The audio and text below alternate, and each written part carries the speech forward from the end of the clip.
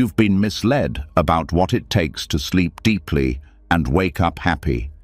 They told you it's about the perfect mattress, the right supplements, the ideal routine. But if that were true, why do so many people lie in bed every night staring at the ceiling, thoughts racing, peace nowhere in sight? Why do even the most successful, well-rested-looking people still feel tired on the inside? The truth is, peaceful sleep doesn't start with silence around you. It starts with silence within. And happiness doesn't come from perfect circumstances. It comes from a mind trained to let go, to breathe, to live fully in the now. Buddhist wisdom has held this secret for centuries, not as a theory, but as a lived practice, a way to quiet the noise, to release the craving, to feel free, not tomorrow, not one day, but tonight, right now. Tonight, as you hear these teachings, something will shift. The thoughts that usually won't stop, they'll begin to slow. The anxiety that usually builds, it will start to melt.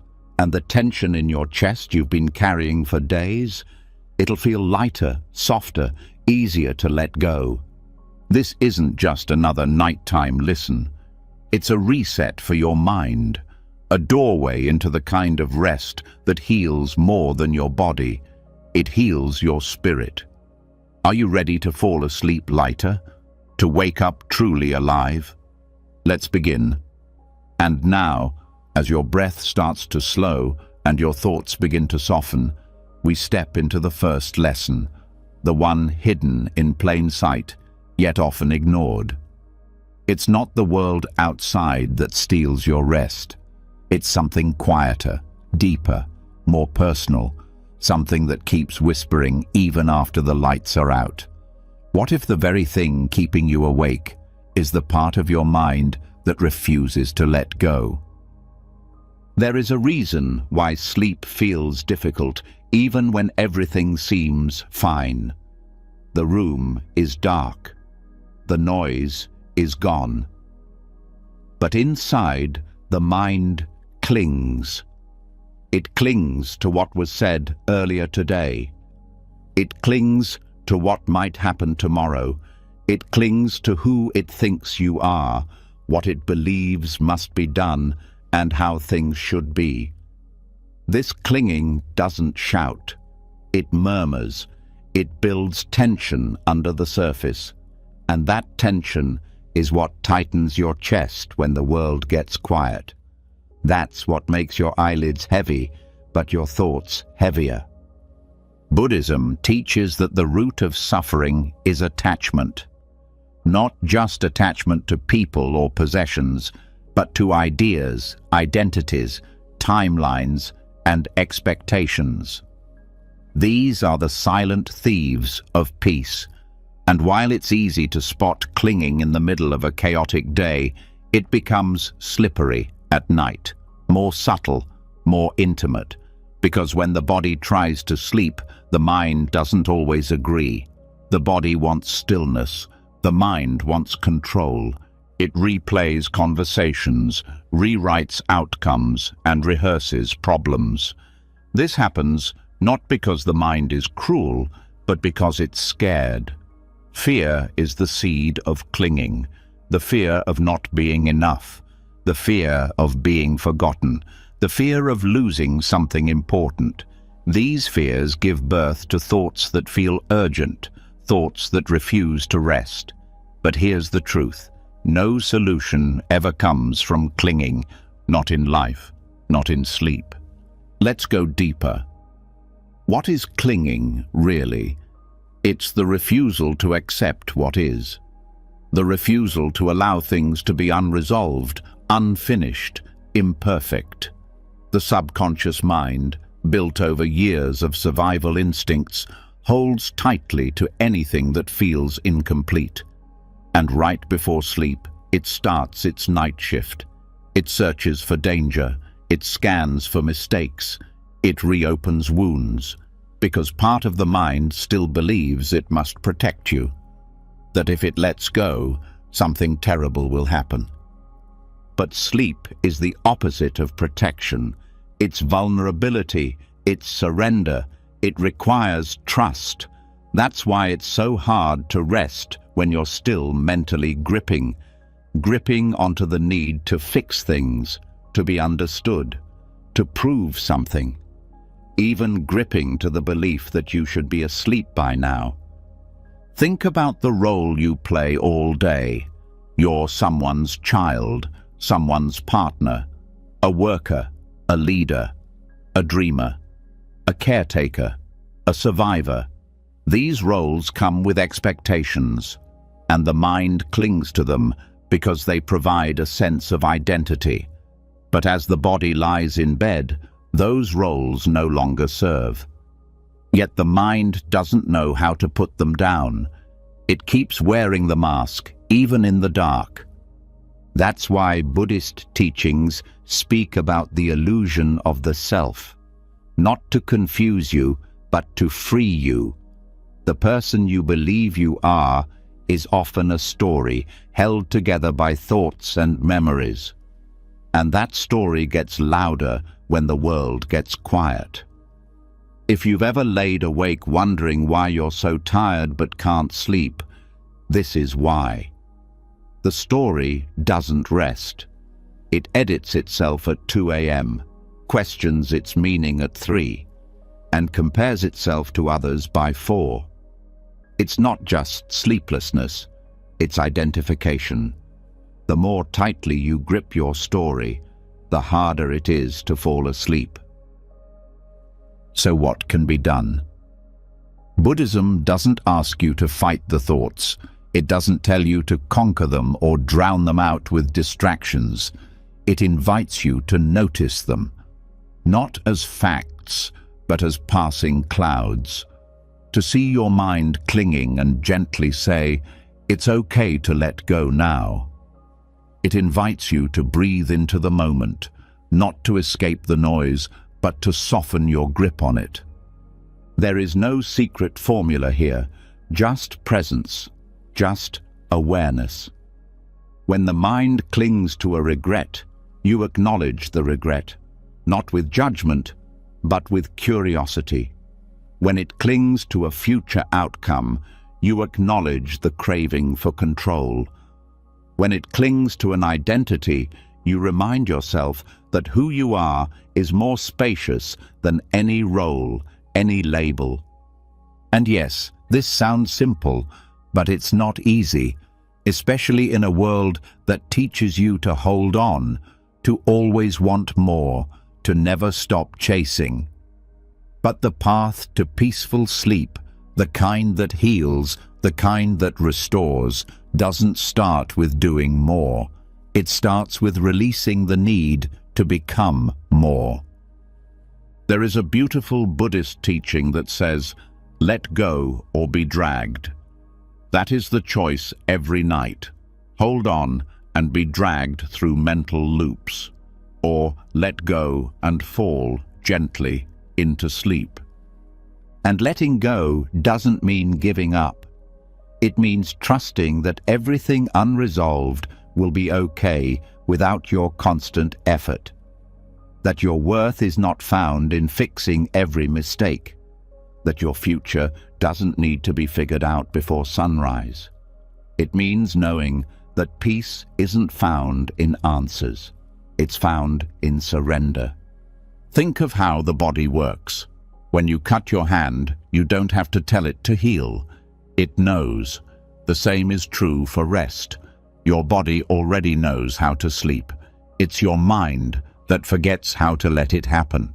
Every time the mind says, "We must solve this," sleep slips further away. Every time it says, "Just one more thought," the night gets longer. So what if, tonight, you chose to do nothing? What if you let the thoughts be without giving them power? What if you stopped gripping just for a moment and noticed how the body softens when the mind steps aside? This is not about controlling sleep. It's about releasing control. It's about remembering that peace is not something you force. It's something you allow.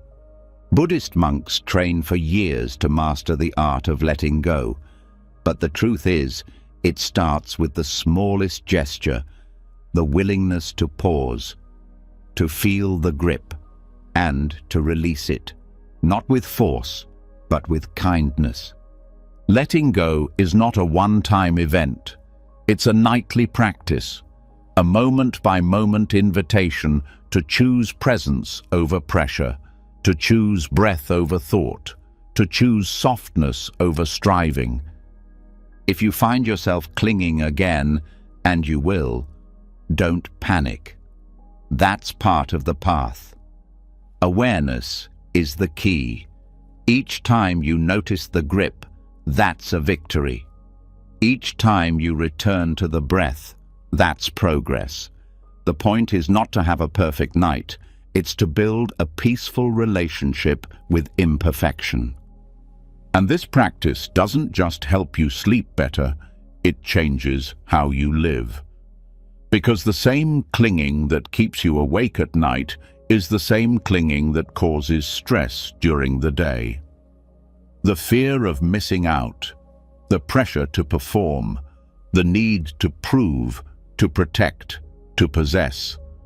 When you learn to loosen the grip at night, you begin to loosen it during the day. Life gets lighter, and happiness stops being a finish line. It becomes a way of walking. So tonight, let the body rest and the mind unlearn. Let the story pause. Let the judgment dissolve. Let the questions be unanswered. You are not your roles. You are not your thoughts. You are the awareness underneath. Gentle, quiet, free. This is the mind that no longer clings. This is the peace that sleep has been waiting for. Let it come. Let it carry you. Let it teach you that the deepest rest comes not from effort, but from release. And if you forget tomorrow, that's okay. You'll remember again the next night, because now you've begun the practice. Now your mind knows the way home. And so the mind begins to soften. The grip loosens, the thoughts grow quieter, and in this gentle quiet, a new doorway appears. Not a place to escape to, but a place to return. A place you've never truly left, yet so often forget. This moment. Not yesterday, not tomorrow, just here, just now. There is something profoundly overlooked in most conversations about sleep. Everyone talks about what to avoid: screens, caffeine, stress, but very few speak about what to return to. Buddhism doesn't just ask for stillness, it teaches how to find it, not by running from the noise, but by becoming intimate with this breath, this body, this moment, especially when it matters most. Not during a retreat, not at a perfect meditation center, but right now, before sleep. Because this is where the nervous system remembers how to relax, not when you try to shut it off like a switch, but when you meet it with full attention, the kind of attention that holds no demand, no judgment, no goal, just presence. Most people live in the past or the future. Even in bed, the thoughts lean forward. They rehearse plans, predict outcomes, relive conversations. The body lies down, but the mind leans out of the moment, like it's looking for something better, something safer. This habit is so old, it feels normal, but the cost is enormous. The body wants to rest, the mind wants to prepare, and in that tug-of-war, sleep slips away. This is why Buddhist practice turns the spotlight inward, not just on the thoughts, but on the sensations, on the breath, on the body, because while the mind is easily distracted, The body never leaves the moment. It's always here, and when you train your attention to come back to the body teaches the mind how to stay. This is not a quick fix. It's a retraining, a rewiring of habit. It's about choosing presence again and again, especially in the subtle hours when the mind wants to drift. The breath becomes your anchor, not something to control or manipulate, but something to feel. You notice its rhythm, its movement, its weight. You let it show you that right now, everything is okay. Not perfect, not solved, but safe, held, real. When you train the nervous system to stay in the present moment, something magical happens. The body stops fighting, the chest opens, the muscles relax, and the thoughts that usually swirl like storms start to lose their charge. Not because they disappeared, but because they lost your attention. And this is the key. Not suppression, not resistance, but redirection. A gentle, steady redirection toward what is real. The breath is real. The weight of the body against the bed is real. The coolness of the air, the rise and fall of the chest. These are not small details. They are doorways. They are the way back. In Buddhist practice, this is known as mindfulness, not just during meditation, but in every ordinary moment, especially the ones before sleep. These are the moments that shape the quality of rest more than any supplement or habit ever could, because when the mind is here, the body feels safe enough to let go. And this isn't about doing mindfulness perfectly. It's not about silence or stillness. It's about contact. Contact with this moment, however it is, even if thoughts still come, even if emotions are present. Mindfulness doesn't mean pushing them away. It means staying with yourself, even in the discomfort. It means breathing through the tightness instead of trying to fix it. There is a wisdom that grows from this practice, the kind of wisdom that can't be taught, only experienced. The wisdom that knows, right now is enough. That sees how every craving, every regret, every worry is just a ripple on the surface. And that underneath all of it, there is peace. Not because the world is perfect, but because attention is whole. This isn't just about better sleep, it's about freedom. The freedom to not be pulled by every anxious thought. The freedom to not be defined by the regrets of the day. The freedom to drop out of the storyline and rest in what is here. The texture of the sheets, the quiet hum of the room, the beat of the heart. This awareness becomes your home, and over time, the nervous system starts to trust that it doesn't need to prepare for a danger that isn't here. It doesn't need to keep reprocessing the day, because the present moment is not asking anything from it. It's not demanding a reaction, it's just offering space. And in that space, healing happens. Hormones shift, muscles release. The body enters a state of repair, because finally, there's nothing to fight. No timeline to race toward, no identity to uphold, just breath, just presence, just peace. Many people try to fix their sleep by adding more rules, more routines, more hacks. But the Buddhist path invites subtraction. Not more effort, but less resistance. Not more stimulation, but more stillness. Not more knowledge, but more awareness. Each time your attention drifts, you guide it back. Not harshly, not with frustration, but like you'd guide a child back to safety, with warmth, with patience, with love. That's the practice, over and over again, and eventually The body learns that the present moment is safe, that it doesn't have to prepare for tomorrow to be okay tonight, that the breath will continue even if the mind lets go, that sleep isn't a reward for solving life, it's a gift we receive when we stop chasing. When you fall asleep in the present moment, something changes. You stop being a problem to fix. You become a being in peace. The labels fall away, the pressure dissolves, and in its place, quiet presence, still awareness, gentle rest. And yes, there will be nights when the thoughts feel too loud, when the body feels restless, when the mind wants to wander.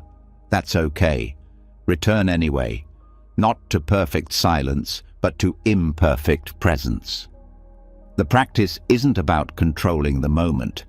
It's about meeting it, even when it's messy, even when it's loud, even when it hurts. Because every moment you stay, the nervous system learns. Every time you return, the grip of the future loosens. And eventually, rest doesn't feel like something you earn. It feels like something that was always here, waiting for you to come home. The most peaceful people aren't the ones with the quietest lives. They're the ones with the clearest presence. The ones who don't run from the moment, but into it. Who rest not because everything is done, but because everything is enough. Tonight, let this moment be enough. Let this breath be your home. Let the present moment hold you as you fall not just into sleep, but into peace. There is nowhere else to be, nothing else to fix, just this, and this is enough. And once presence becomes familiar, once the breath becomes your resting place and the body no longer fights the moment, a deeper truth starts to rise to the surface. Sleep doesn't begin at night. It begins during the day.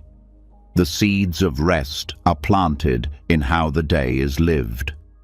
What the mind carries into the darkness is rarely random. It is shaped by intention. It is shaped by karma. Karma is often misunderstood. Many believe it's some mysterious cosmic punishment system like a scoreboard in the sky. But in Buddhism, karma simply means action. More specifically, intentional action. What's said, what's done, even what's thought. Every moment of intention is a cause, and every cause has an effect. The thoughts that spin at night, the restlessness that won't settle, the unease in the chest. These are not random visitors. They are echoes of the day. The unconscious reactions, the rushed judgments, the suppressed feelings, the words spoken too sharply, the ones not spoken at all. These things don't just disappear when the sun goes down. They settle in the body. They wait in the nervous system. They knock on the door just as sleep starts to arrive. This is where real peace begins, not in silence, not in darkness, but in clarity. Clarity of intention, clarity of heart. When you move through the day aligned with kindness, integrity, and presence, the night becomes a refuge.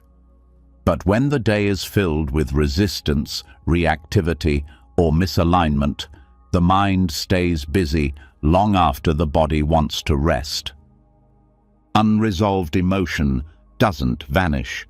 It gets stored, not in a visible place, but in subtle places, in the background hum of thoughts, in the tightness of the jaw, in the quick beat of the heart when the room gets quiet. Most people don't realize they're bringing the entire emotional weight of their day into bed with them. But the body knows. It remembers. That's why Buddhist practice places such deep emphasis on right action, right speech, and right thought. These aren't just moral teachings, they are practical teachings for peace. When your actions are clean, your heart is light. When your heart is light, your mind can let go. And when the mind lets go, sleep becomes natural. Right intention is the compass. It doesn't mean perfection. It means moving through the day with awareness of your impact. It means noticing the tone behind your words, the motives behind your actions. It means pausing before reacting and choosing the path that brings less harm, not just to others, but to yourself. Because every moment of anger, every lie, every small act of harm is not just an external ripple. It becomes internal noise.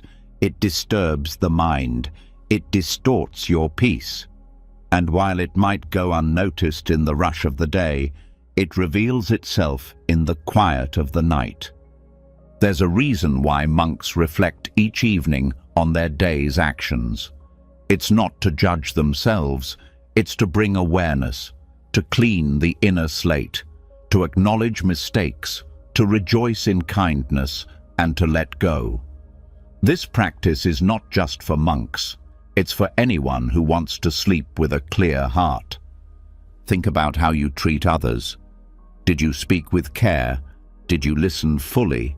Did you act with honesty, even when it was difficult? These things matter, not because you need to be perfect, but because they shape how you feel when you're finally alone with yourself. And sleep is the ultimate confrontation with the self. If the mind is filled with guilt, resentment, or avoidance, it won't rest just because the lights are off.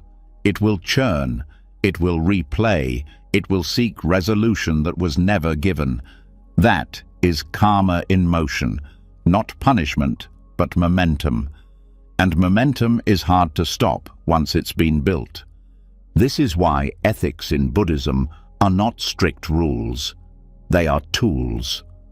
Tools for inner clarity, tools for preventing the mental clutter that builds throughout the day, tools that protect not just others, but your own peace. And it's not just about big actions, it's about the subtle ones, the tiny moments of jealousy, comparison, or self-criticism. These are seeds too, and if they're planted often, they grow roots. Roots that tangle in your nervous system, that whisper at night, that keep the heart slightly guarded. But the good news is this: just as karma is created, it can also be cleared through awareness, through forgiveness, through intention, even now, even in this moment. Before sleep, begin by asking yourself, what am I still carrying from today?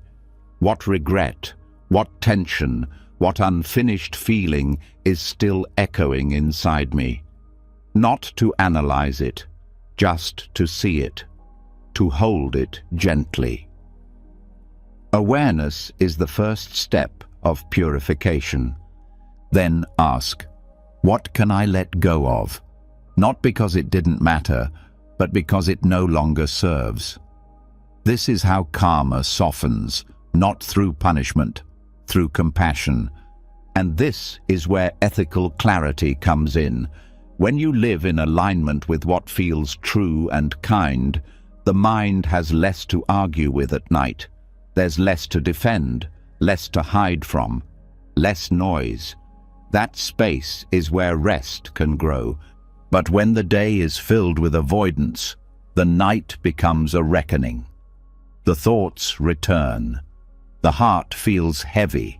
The mind becomes restless, not out of malice, but out of longing for resolution, for relief, for peace. So ask yourself before sleep, what needs closure? What apology wasn't made? What truth wasn't spoken? What feeling was denied? These are the threads that tangle in your dreams. These are the weights the body carries into rest. Buddhism doesn't ask you to be without flaw. It asks you to be awake, awake to your choices, awake to your patterns, awake to the ripple effect of your presence in the world. That awareness, even if it's just beginning, changes everything. And here's something beautiful. Every day is a chance to rewrite that karma, not to erase the past, but to stop repeating it, to choose clarity over chaos, truth over comfort, kindness over pride. And as you do, night begins to feel different, not as an escape, not as a collapse, but as a return to self, a return to ease, a return to a heart that is not carrying more than it needs to. This is not philosophy, it is practical wisdom. It is what turns restlessness into stillness, what turns sleep from a struggle into a gift. It is what makes peace feel earned, not through effort, but through integrity. Each small act of honesty during the day removes a thorn from your mind at night. Each moment of compassion makes the pillow feel softer. Each time you choose presence over reaction, you build a bed not just of comfort, but of clarity. This is the karma of the day, and it decides the rest of the night, not as punishment, not as reward, but as reflection. You don't need to fix every past mistake tonight, but you can plant new seeds now, seeds of presence, of forgiveness, of care. You can review your day not with shame, but with wisdom. You can say, "This I will keep, this I will change, this I will release." And when you do that, the nervous system sighs, the heart lets go, the breath deepens, because the weight of the day is no longer lingering. It has been seen, it has been held, and now it can be put down. This is how peace is built, not at the end of the journey, but moment by moment, breath by breath, until even sleep becomes a practice in freedom, until the night becomes not a place of escape, but a place of peace, until your rest feels like a reflection of the life you're creating, one of intention, one of presence, one of clarity. So, tonight, let go of what's unresolved. Trust that awareness is enough. Trust that clarity will come. And trust that as your karma shifts, so will your rest. Because nothing sleeps more peacefully than a heart at ease. And now, with the weight of the day softened by awareness, with the heart clearer and the nervous system quieter, there is space for something deeper. Beneath the surface of restlessness, beyond the noise of the mind, there lives a fear that touches everyone. Not fear of the dark, not fear of the unknown, but the quiet fear of losing control. The fear of letting go completely. This fear doesn't just shape the way people live, it shapes the way they sleep. And that fear is exactly what this next practice meets head-on. Sleep is more than a break from the day. In the eyes of Buddhist wisdom, it is a micro-death, a small surrender into the unknown. Each night, consciousness fades, identity pauses, control slips away. What remains is stillness, emptiness, space. But because so many resist that surrender, sleep feels like a fight instead of a release. The truth is, the same part of the mind that fears death is the part that fights sleep. And it's not just fear of ending, it's fear of disappearing, fear of not being in charge, fear of not knowing what comes next. That's why this teaching is not about sleep hygiene. It's about a profound internal shift. It invites the mind to see rest not as an inconvenience or a task, but as sacred practice. It is a rehearsal for the biggest letting go any of us will ever experience. Not in a morbid way, not in a frightening way, but in a freeing way. When this shift happens, sleep no longer feels like a loss of awareness. It becomes a return to peace. Buddhism teaches that clinging is what causes suffering, and the deepest clinging is the clinging to self. The idea that there is a solid I who must always be awake, always be doing, always be planning. That part doesn't know how to rest. It doesn't know how to surrender. But when the illusion of self starts to thin, so does the fear of stillness. The mind no longer sees sleep as a threat. It sees it as a release. The release of tension, the release of role, the release of being the one in charge. And that release is a skill. It must be trained. It doesn't happen just because the clock says it's time for bed. It happens when the mind is willing to let the moment carry it, when the breath is enough, when the thoughts are allowed to fade without chasing them, when the idea of me is no longer clinging to stay alive in the story. This is why in some Buddhist traditions, monks are encouraged to meditate on death, not to fear it, but to become intimate with it, to dissolve the walls around it. Because the moment that death is no longer feared is the moment that rest becomes effortless. It is no longer something to resist. It is something to trust. Every night, the ego is asked to step aside, and every night it resists. It says, "Let me solve one more thing. Let me worry about this. Let me prove I'm still in control." That's why the thoughts keep spinning, even when the body is ready, because surrender has not yet arrived. But what if that surrender wasn't weakness? What if it was wisdom? What if letting go wasn't the end of awareness, but the beginning of a deeper awareness? The kind that lives beneath the noise, the kind that doesn't need to hold on to feel safe. That's what this practice leads to. The calm confidence that letting go is not falling, it's floating. And there's no need to wait for sleep to begin practicing. It starts now, right here in the middle of your breath. You let go of the idea that you need to be in charge. You let go of the pressure to know what comes next. You let go of the need to fix anything in this moment.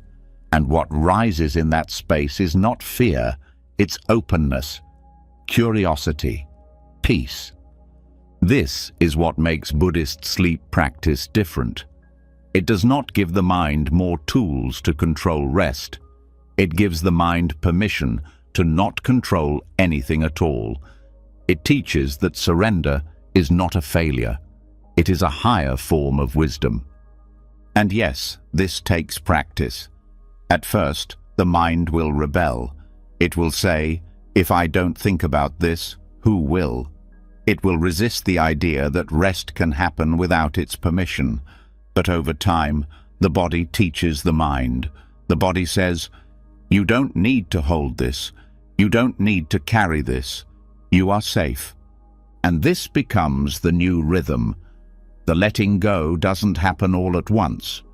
It happens in layers. First, letting go of thought. Then letting go of control. Then letting go of identity. Until what's left is the pure awareness that doesn't need to do anything at all. That is sleep, not unconsciousness, but full release. And when this becomes familiar, something incredible begins to unfold. Even daytime stress softens, because the same skill used at night becomes available during the day. You learn to pause, to release, to not fight what's unfolding. Life becomes less about gripping and more about flowing. In this practice, the body is not the enemy of sleep. It is the teacher. Every time the shoulders drop, every time the breath slows, every time the eyes close gently instead of tightly. These are signs that letting go is working, that surrender is being remembered, that you are becoming fluent in the language of rest. And it's okay if some nights feel harder. That's not failure. That's part of the lesson. Sometimes letting go is smooth. Other times it feels like peeling off layers of fear and control. Both are valid. Both are practice. The point is not perfection. The point is presence. To see sleep as a form of death is not to become afraid of it. It is to become free in it. Because death in Buddhism is not an end. It is a transition, a return, a movement into something wider than self. And sleep, in its own way, is a glimpse into that truth. Each night you return, you dissolve, and you awaken. And that return is beautiful, because in it the false ideas of who you are fade. The pressure disappears, the stories pause, and what's left is the real you, not the name, not the role, but the quiet witness who needs nothing and fears nothing. So tonight, let go like it's sacred. Let go like it's a blessing. Not because you're escaping something, but because you're finally coming home. Home to what doesn't need fixing. Home to what already knows peace. Home to the part of you that's been waiting for stillness all along. This is not just a better way to sleep, it's a better way to live, with less resistance, with more trust, with the kind of courage that doesn't fight the night, but bows to it. That says, I don't need to control this. I don't need to be anyone right now. I just need to let go. Because the art of sleeping well is not a trick. It's not a tactic. It's the result of a relationship with surrender, a relationship with death, a relationship with peace. And when that relationship is strong, you don't just rest better, you love better, you listen better, you live better, because you are no longer afraid of the pauses, you are no longer afraid of the quiet, you are no longer afraid of letting go. So tonight, let this moment be your micro-death. Let it be the place where everything unnecessary falls away, where thoughts lose their grip, where roles dissolve, where control is no longer needed. Just breath, just space, just release. Sleep is not the opposite of life. It is part of it. And surrender is not the opposite of power. It is the highest expression of it. Let go now, not later, not when you're exhausted. Let go now and feel what has always been here, waiting. A peace deeper than sleep, a freedom beyond control, a stillness that holds everything without needing to hold anything at all.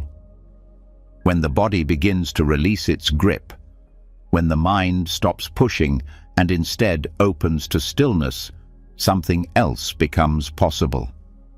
A new kind of warmth rises, not from the outside, but from deep within. The kind that softens the heart, the kind that relaxes the chest, the kind that quietly changes the way sleep feels. Letting go is powerful, but pairing it with compassion, especially before sleep, is transformational. So many nights are disturbed not because of what's happening externally, but because of what's unresolved emotionally.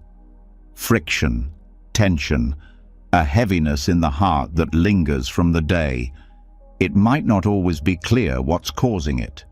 A disagreement, a moment of guilt, an old memory resurfacing without warning. These don't need to be loud to affect rest. Even subtle emotional static can keep the nervous system from settling fully. The body may be tired, the breath may be calm, but if the heart is still holding tight, true rest stays just out of reach. That's why this next teaching matters. The Buddhist practice of loving kindness, or metta, is not just a daytime meditation. When brought into the quiet of night, it becomes a ritual that can gently clear away the emotional residue that blocks deep rest. It does not require chanting or effort. It only asks for sincerity and the willingness to offer goodwill, even silently, to yourself, to others, and to all beings. That offering becomes the light that softens the edges of the day. In this practice, kindness is not dependent on perfection. It is not a reward, it is a choice, a way of saying, no matter what happened today, I choose to end it with peace, not to ignore mistakes, but to heal the wounds they leave behind. This type of compassion is not sentimental, it is strong, because it doesn't wait to feel ready. It doesn't need everything to be okay. It simply chooses care over conflict, again and again. Start with yourself. Before extending anything outward, begin inward. Acknowledge whatever is true for you right now, without needing to change it. Then silently say, may I be peaceful, may I rest well, may I forgive what needs forgiving, may I feel safe tonight. These are not affirmations, they are offerings. You're not forcing a feeling, you're creating a space for it to rise naturally. Next, think of someone you love, someone who brings warmth to your heart. Picture them gently, without expectation. Offer them the same words. May you be peaceful, may you rest well, may you be safe, may your heart be at ease. Let the words fall into the silence like drops in still water. Not dramatic, just sincere. Now comes the more difficult part, extending this same goodwill to someone you're in conflict with. Not to approve of what they did, not to forget the hurt, but to free yourself from the grip of it. Because emotional tension, even when justified, becomes poison in the body when carried too long. So instead of holding it overnight, offer release. Say, may you be peaceful, may you rest well, may you be free from suffering. Not because they earned it, but because you deserve peace.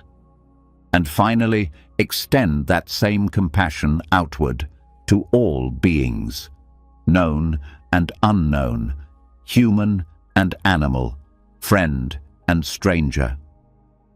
Let the boundary of your care stretch beyond the personal.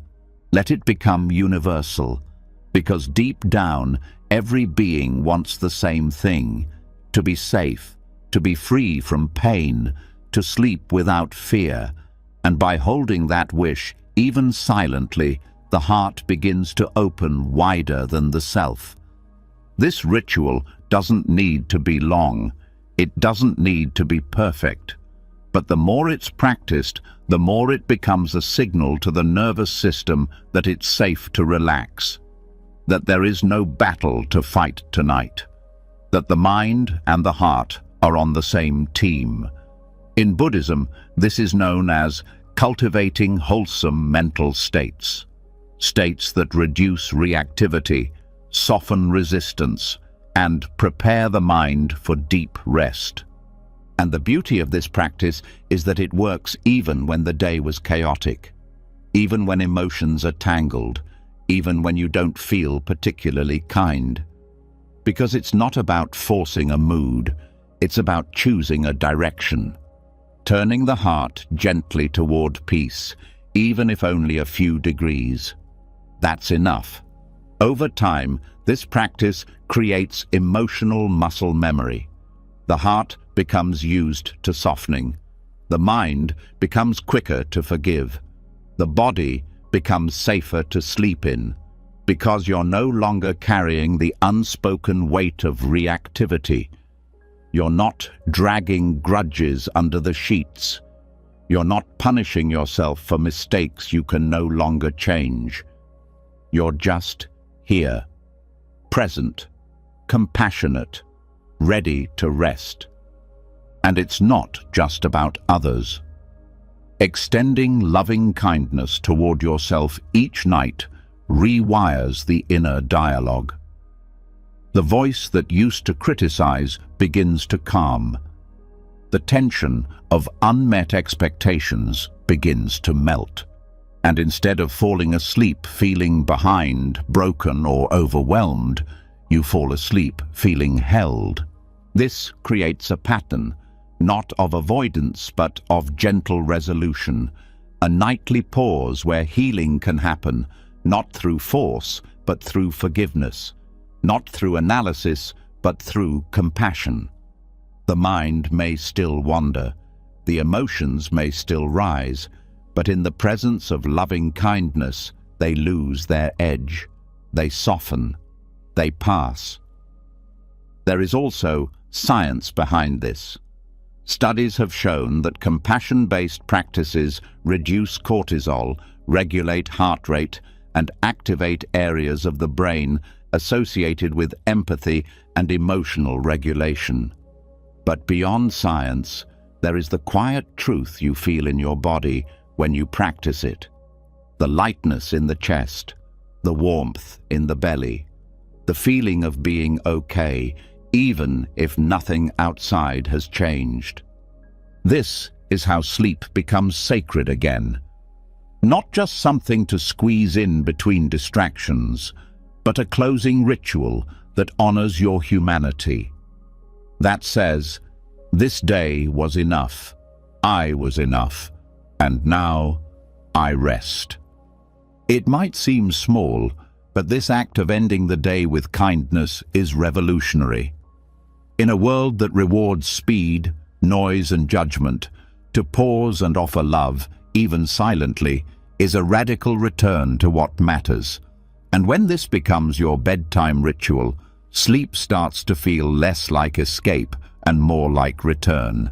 A return to peace, a return to safety, a return to connection. Let it be simple. No need to overthink it. No need to force perfect feelings. Just close your eyes. Let the breath soften, and speak the words gently within. May I rest well. May others rest well. May we all be free from suffering. Let that be the last message the heart sends before sleep takes over. Let that be the rhythm that carries you into the night. No story, no conflict, just a quiet wave of compassion rippling outward. Because kindness clears the space for stillness, and stillness clears the space for rest. And in that space, sleep becomes not just possible, but natural. Tonight, as the breath slows and the body melts into the bed, let compassion be the final act. Not because everything is resolved, but because peace can begin even in the middle of unfinished things. That is the gift of this practice. That is the doorway to rest. And that is where we go next. And once compassion has softened the heart, once the weight of the day has been dissolved in kindness, there is something else that begins to reveal itself. Even in a quiet room, even with a relaxed body, even after letting go of judgment, something still stirs.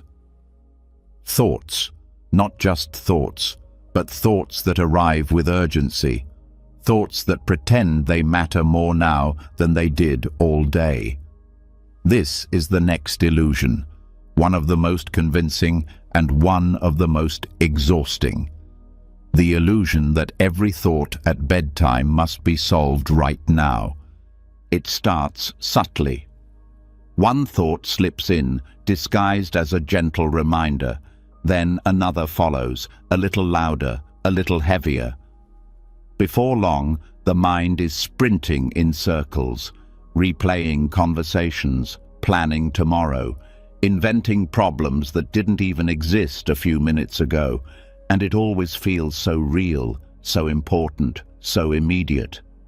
But this is where the trap begins. This is when thoughts lie, and the lie sounds like urgency. Buddhist psychology teaches that the mind is a master of illusion, not because it's evil, but because it's wired to protect, to prepare, to control. But it doesn't know how to rest. And at night, when there's nothing left to distract it, the mind turns inward. It grabs old stories, it invents new worries. And because there's no one else around to challenge it, the voice inside starts to sound like truth. But not every thought is truth. Not every thought deserves your attention, especially not at bedtime. One of the most powerful shifts is realizing that urgency does not equal importance. Just because the mind says, "You need to think about this now," doesn't make it true. It only means the mind is trying to stay in charge. Thoughts are skilled performers. They take center stage. They create emotional reactions. They convince you that sleep must wait until the problems are solved. But no problem has ever been solved by replaying it at midnight. What's happening isn't clarity. It's mental noise dressed up in serious clothes. Buddhism calls this restlessness a form of craving. Craving for control, craving for certainty, craving for resolution. But here's the paradox. The more the mind craves resolution, the more tangled it becomes. It's like trying to smooth water with your hand. The harder you try, the more ripples you create. And this is where awareness comes in, not to stop the thoughts, not to fight them, but to see them clearly, to watch as the mind creates its illusion, to say gently, "Ah, here you are again." That noticing, that small moment of clarity is powerful because it breaks the trance. It unhooks your attention from the urgency. Some thoughts are loud but hollow. They sound like plans, but they're really just loops. They sound like insight, but they're really just old fear in new words. They sound like logic, but they're really just habit. When you begin to recognize this, a new kind of peace becomes possible. The kind that doesn't come from solving thoughts, but from not believing them. The mind is a storyteller. It wants to stay busy. It wants to feel useful. But being useful is not the same as being wise. And wisdom knows when to pause.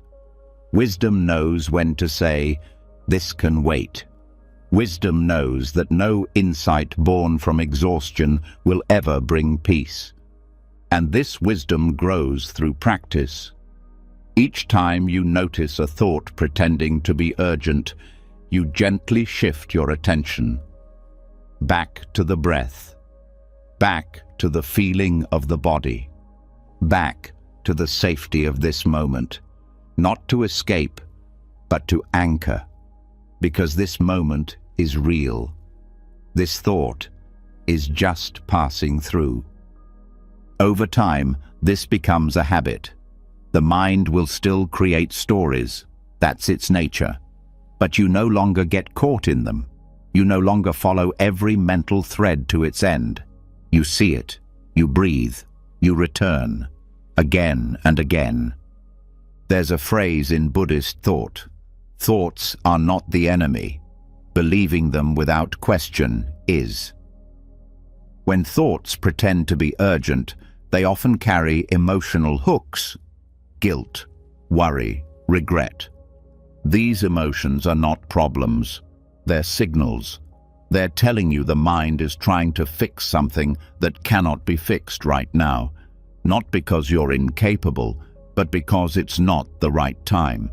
Night is not for fixing, it's for feeling, for softening, for dissolving the tension that's been stored all day. And when you try to fix from that tense place, the mind becomes a tangled knot. So instead, offer it what it truly needs. Not answers, but space. It can feel difficult at first. Thoughts will insist. They'll scream, they'll whisper, they'll try every trick.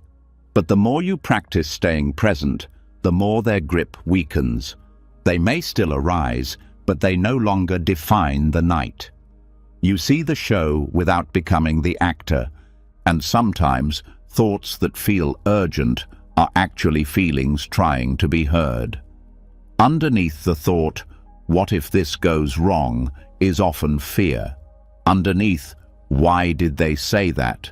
is usually hurt.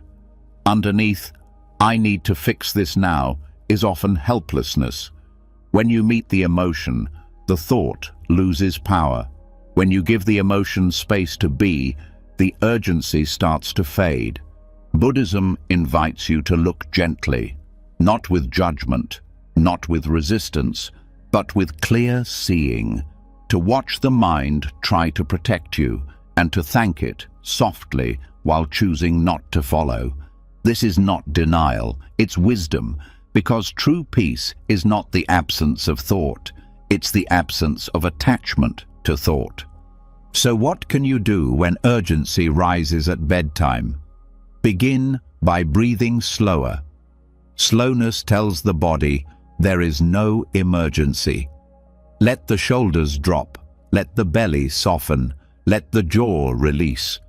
Then speak gently to the mind. "I hear you, but we don't need to do this now. That's all. No fight, no argument, just permission to pause." And if the mind comes back again, you do the same thing, again and again. This repetition is the training. This is how the mind learns that nighttime is not the time for solving. It's the time for resting. And eventually, that message sinks in. The thoughts grow quieter, the urgency loses its power, and sleep becomes safe again. Even the most persistent thoughts cannot survive without your attention. When you stop feeding them, they fade. When you stop believing every word they say, they shrink. And what remains is space. Space for breath, space for healing, space for sleep. And this is not just about rest, it's about life. Because the same skill you build here will help you during the day, when thoughts rush in at work, when panic knocks at the door, when the world spins too fast. You'll know how to pause, how to look, how to let go. So tonight, if the mind starts its theater again, you don't need to silence it. You only need to stop applauding. Let the scene play, let the thoughts speak. But you, the witness, stay still. You, the presence, stay grounded. And in that stillness, a new truth appears. The thought was never urgent. The peace was always here. Let the thoughts come. Let them go. Let the breath be steady. Let the body be soft. Let this moment remind you. Urgency is just another story. Rest is what's real. Rest is what's needed. Rest is what you're allowed to receive. Now, let it come. Let the mind quiet itself, not through force, but through being heard. Let the urgency fade into silence. Let the night reclaim its peace, because nothing is more important right now than surrender. And no thought is more powerful than the permission to let go. And once the false urgency of thoughts is exposed, once the mind is seen clearly, not as an enemy, but as a restless storyteller, a new insight quietly begins to rise. Maybe the reason sleep doesn't come easily isn't just because the mind is loud, but because there's a deeply held belief underneath it all. A belief that says you must have closure before you can rest. That every problem must be solved. Every emotion must be understood. Every story must have a clean ending before the body is allowed to release. But what if that belief is wrong? This next lesson isn't about fixing anything. It's about unlearning something that's been taught in silence, repeated by habit, and reinforced by anxiety. The idea that peace only comes after resolution. The myth that closure is a requirement for rest. And this belief runs deep, so deep that even when you're physically tired, emotionally drained, and desperate to sleep, the mind keeps searching for an ending. One more answer, one more conclusion, one more explanation to finally feel complete. But Buddhism offers something radically different. It doesn't teach that peace comes from solving everything. It teaches that peace comes from letting go of needing to solve everything. It invites the mind into a new relationship with life, not as a puzzle to complete, but as a flow to enter, a rhythm to trust, a truth to surrender to. And at the center of this is impermanence. Everything changes, every thought, every mood, every moment. And if everything is constantly shifting, then closure becomes an illusion, because nothing stays still long enough to be closed. What feels like an ending today may reopen tomorrow. What makes sense tonight may dissolve by morning. This is not failure. This is the nature of life. And when this truth is fully understood, something shifts deep within. The need for closure no longer owns the night. There is wisdom in not knowing. There is peace in not finishing. There is rest in the middle of uncertainty, because the mind is not designed to end everything neatly. It's designed to adapt, to flow, to witness. And the heart is not made to store every unsolved emotion like a library of unfinished business. It is made to feel and to release. This is where non-attachment becomes more than a concept. It becomes a practice. At night, when the stories rise, when the emotions beg for resolution, you meet them with gentleness, not to fix, but to allow. You say, "This too is part of the flow." You trust that what hasn't resolved now doesn't need to. You trust that clarity may come later or not at all, and still you are allowed to rest. This goes against everything you've been taught. The world says you must finish the conversation. You must find the closure. You must understand your emotions before they can be released. But Buddhism teaches the opposite, that sometimes not knowing is the most honest place to be. That sometimes the best way to honor a feeling is to let it pass without turning it into a story. That sometimes peace isn't on the other side of the answer. It's here, in the absence of needing one. This doesn't mean avoiding life. It means trusting life. It means knowing that not every question needs to be answered tonight. That some things are allowed to stay open. That healing doesn't always happen in neat chapters, Sometimes it happens in silence, in breath, in presence, in the choice to stop spinning and simply feel. The desire for closure is often a desire for control, a way to protect the self from uncertainty. But there is nothing more uncertain than life, and there is nothing more liberating than learning how to rest without resolution. Letting go of the need for closure does not mean you don't care. It means you care enough to stop hurting yourself with unfinished loops. It means you've seen that some knots tighten when pulled. That peace comes not from pulling harder, but from loosening your grip. Buddhist teachers often say, "Leave the question unanswered." This is not laziness, it is courage, it is maturity, it is the understanding that some answers only arrive when they are no longer needed, that some wounds close on their own when not reopened night after night. And so, this practice becomes a choice to meet the mind not with arguments, but with trust. To say, "You are safe now, even with this unfinished." To say, "This does not need to be complete for me to rest." To say, "This moment is enough, even without conclusion." And when this becomes real, not just words, but felt truth, the nervous system changes, the breath deepens, the muscles relax, because the pressure is gone, the pressure to figure it out, the pressure to be okay, the pressure to resolve everything before sunrise. Gone. You are not a story to be finished. You are a being who is learning how to be. And sleep is not a prize for emotional completion. It is a natural part of being human, a part that you deserve, even in your messiness, even with your questions, even with your pain.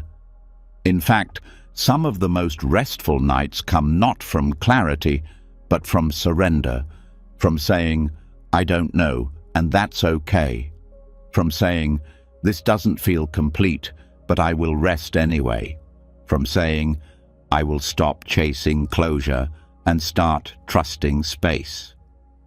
This trust becomes your new foundation. Not trust in specific outcomes, not trust that every problem will fix itself, but trust in the process. Trust that feelings move, that thoughts pass, that life continues, and that sleep can hold you even while life is still unfolding.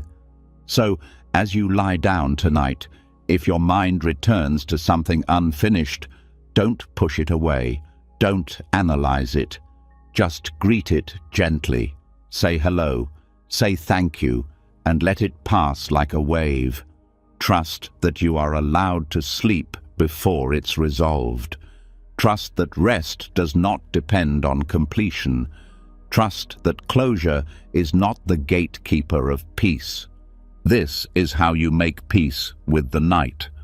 Not by forcing it to make sense, but by letting it be exactly what it is. A space to soften, a space to breathe, a space to trust what doesn't yet make sense. And over time, this practice changes more than just your nights. It changes how you meet every part of life. You begin to see that peace is not something that waits at the end of every task. It is something that lives in the middle of everything, in the middle of your joy, in the middle of your grief, in the middle of your unspoken thoughts, always available, always here. So if tonight feels unfinished, if the story is still messy, if the feeling is still loud, if the thoughts are still searching, that's okay. You don't need to silence them. You don't need to solve them. You only need to stop chasing. Let them float. Let them rest. And you rest too. Because closure is not what brings rest. Trust is. non-attachment is. The quiet courage to be here without needing to control. That is the doorway. That is the peace. That is where the night begins. Let it hold you now, just as you are.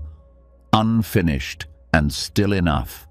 And now, with the grip of needing closure finally loosened, with the mind no longer chasing unfinished answers through the night, a new truth begins to surface. It is not just the day's stress or unsolved thoughts that make sleep difficult. It is the deeper cycle that underlies it all. A cycle far older than the day. A pattern not created in one night, but woven into existence itself. This is where we meet samsara. In Buddhist teaching, samsara is not simply a realm or a place. It is the experience of wandering. Wandering through thoughts, wandering through desires, wandering through suffering. It is the cycle of craving and aversion, of clinging and resisting, of hoping for something different than what is here. And it is this very cycle that plays out every night on the pillow. The mind keeps spinning, the heart keeps reaching, the body stays tense. Not because of what is happening in the room, but because of what is happening in the cycle within. To sleep deeply is not only a physical act, it is a spiritual one.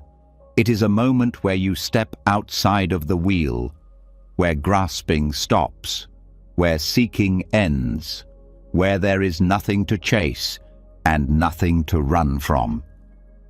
But this can only happen when samsara is seen clearly. Not as a mystical idea, but as the pattern behind restlessness itself. Every thought that says this moment isn't enough is samsara. Every sensation that sparks the urge to fix or escape is samsara. Every comparison, every worry, every memory you grip, every future you fear, these are the wheels turning. And if you try to sleep while caught in them, the mind remains alert, the body remains tight, and the night becomes just another arena for suffering. This is why Buddhism doesn't teach escape. It teaches awakening. Not escape from pain, but freedom from the false belief that you must chase your way into peace. Samsara feeds on that belief. It says, "You'll rest once you get this one thing." But then another thing appears, and another. And so the cycle continues. The way out is not to silence the wheel. It is to step off of it, not through effort, but through clarity, through the quiet seeing that none of it leads where it promises to go. Craving doesn't end craving. Control doesn't create calm. Striving doesn't deliver peace. And when that is seen, not just thought, but felt, something shifts. The grasping releases, the spinning slows, and in its place comes rest. This is not the kind of rest you force. It's not the kind you trick your body into through hacks or routines. It's the rest that arises when there is nothing left to chase. When the moment is no longer rejected. When presence is no longer postponed. When peace is no longer placed in a future that never comes. And this is why sleep becomes a teaching, because it reveals samsara in a raw, unfiltered way. In the darkness, the mind tries every old trick. It tries to replay, to control, to label, to run, and none of it works. The same thoughts loop, the same discomfort lingers, until you stop fighting, until you say, "Let it be, let it pass, let it dissolve." And in that moment, samsara weakens, not destroyed, not conquered, just no longer in charge. This is not about suppressing desire or pretending not to care.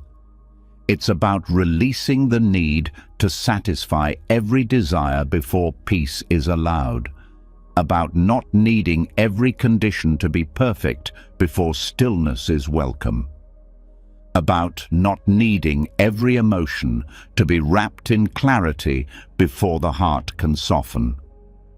When samsara is seen clearly, suffering starts to look less like a problem and more like a pattern. And once it's seen as a pattern, it can be stepped out of. Not escaped from, but no longer obeyed, no longer believed, no longer followed through every restless corner of the night.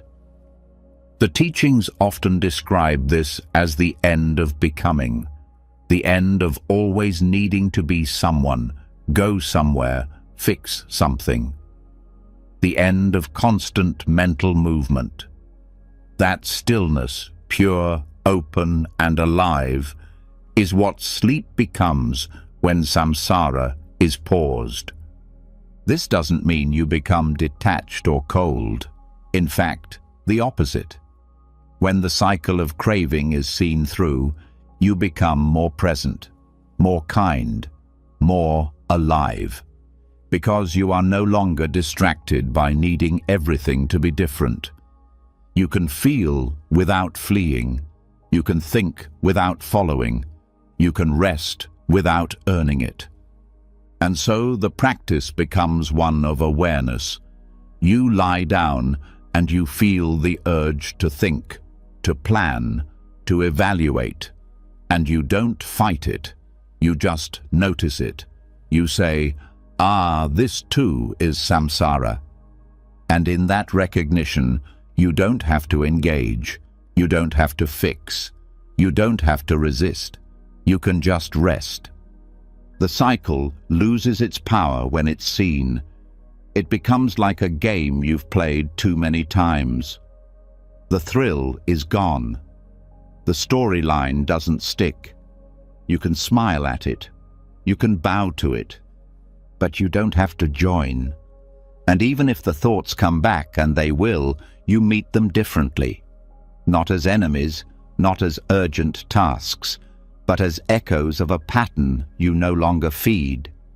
You let them rise, you let them pass, and you return, not to silence but to awareness, not to perfection but to presence. This is sleeping through samsara, not pretending the world is peaceful, not waiting for everything to be solved, but learning how to rest even as the wheel turns, learning how to sleep without letting the mind spin in circles, learning how to stay grounded in stillness even when the thoughts try to run. And the deeper this is practiced, the more it seeps into waking life. The same clarity that lets you rest at night lets you move through the day with less reactivity. The same freedom that lets you release mental loops in the dark lets you navigate challenges in the light. Because samsara is not limited to sleepless nights, it lives in habits, in reactions, in speech, in craving for identity. But awareness travels with you, and once trained, it touches every moment. Let sleep be your starting place. Let the night become your practice ground, not to perform, not to control, but to release, to observe, to unhook, to soften. And then let that stillness ripple forward, into your morning, into your conversations, into your choices. This is how the cycle ends, not with resistance, but with awareness. Not by destroying samsara, but by no longer fueling it. And when that happens, rest is no longer rare. It becomes your natural state, not a moment stolen from stress, but a space you return to freely. Let tonight be that return. Let samsara spin if it must, but you stay still. You stay present. You stay with the breath that doesn't chase, the body that doesn't grasp, the heart that doesn't beg for resolution. This is how you sleep through samsara. Not as escape, but as clarity. Not by fixing the wheel, but by stepping outside it. And once you're outside, you begin to see that peace was never something far away. It was here, beneath the noise, beneath the craving, waiting, always waiting, for you to notice, for you to stop, for you to rest. And now that the wheel of samsara has slowed, now that the restless momentum has been witnessed and released, what remains is something far more intimate. Not a big idea, not a concept to understand, but something soft, immediate, hidden in plain sight. The breath, and more than the breath itself, the space between. The stillness that lives in the quiet moment after an inhale ends before an exhale begins. The small gap, the unnoticed pause, that silence between breaths. This is not an absence. It's a doorway. A moment where time loosens, where thought pauses, where effort vanishes. It's not something created. It's already there, waiting, always present, yet rarely noticed. Because most of the time, attention rides the breath like a wave, focused on its rise and fall, its speed, its rhythm. But the deeper invitation is not just to follow the breath, but to rest in the pause between. In Buddhist breath meditation, these pauses are sacred. They are not voids. They are presence without identity, awareness without story, stillness without trying. And when you begin to rest in them, something begins to dissolve, not by force, not by analysis, but by nature. Mental noise cannot survive long in stillness, and this particular stillness has no edge. It doesn't resist or cling. It just is. The inhale comes, then silence, then the exhale, then silence again. Each pause becomes a softening, a landing, a reminder. Nothing needs to be added, nothing needs to be fixed. In the pause, everything is allowed to settle. This practice does not require control. It's not about holding the breath. It's about noticing what is already there. The breath flows, and between its movements, there is space. This space is often missed because the mind moves too quickly. It jumps from inhale to exhale, from past to future. But the pause asks nothing. It offers everything. It is rest in its purest form. At night, when the world is quiet and the thoughts try to take center stage again, this technique becomes a refuge.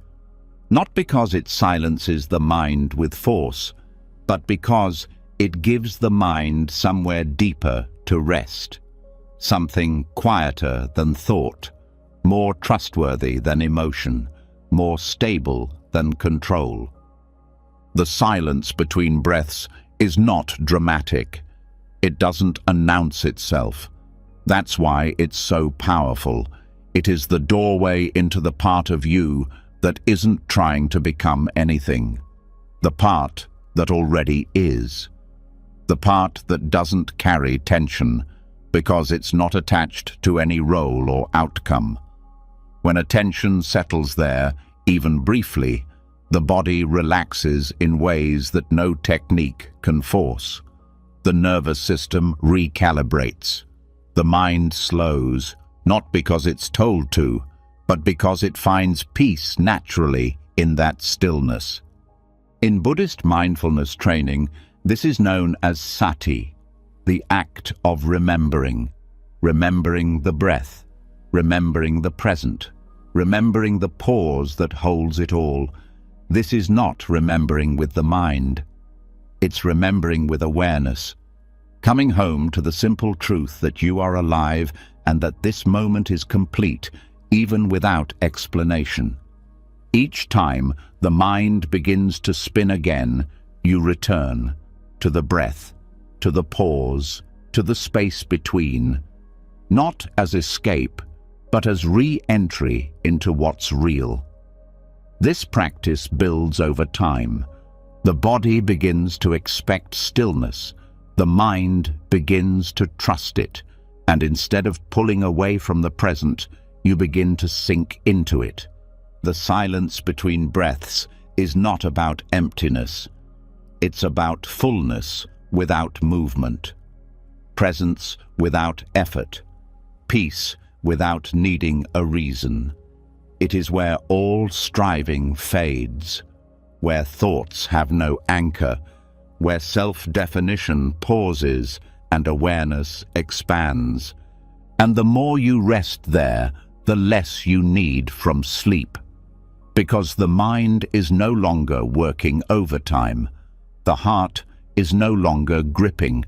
The body is no longer preparing for something it can't control.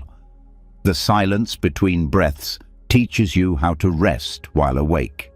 It teaches the nervous system how to dissolve gently, without shutdown, without suppression.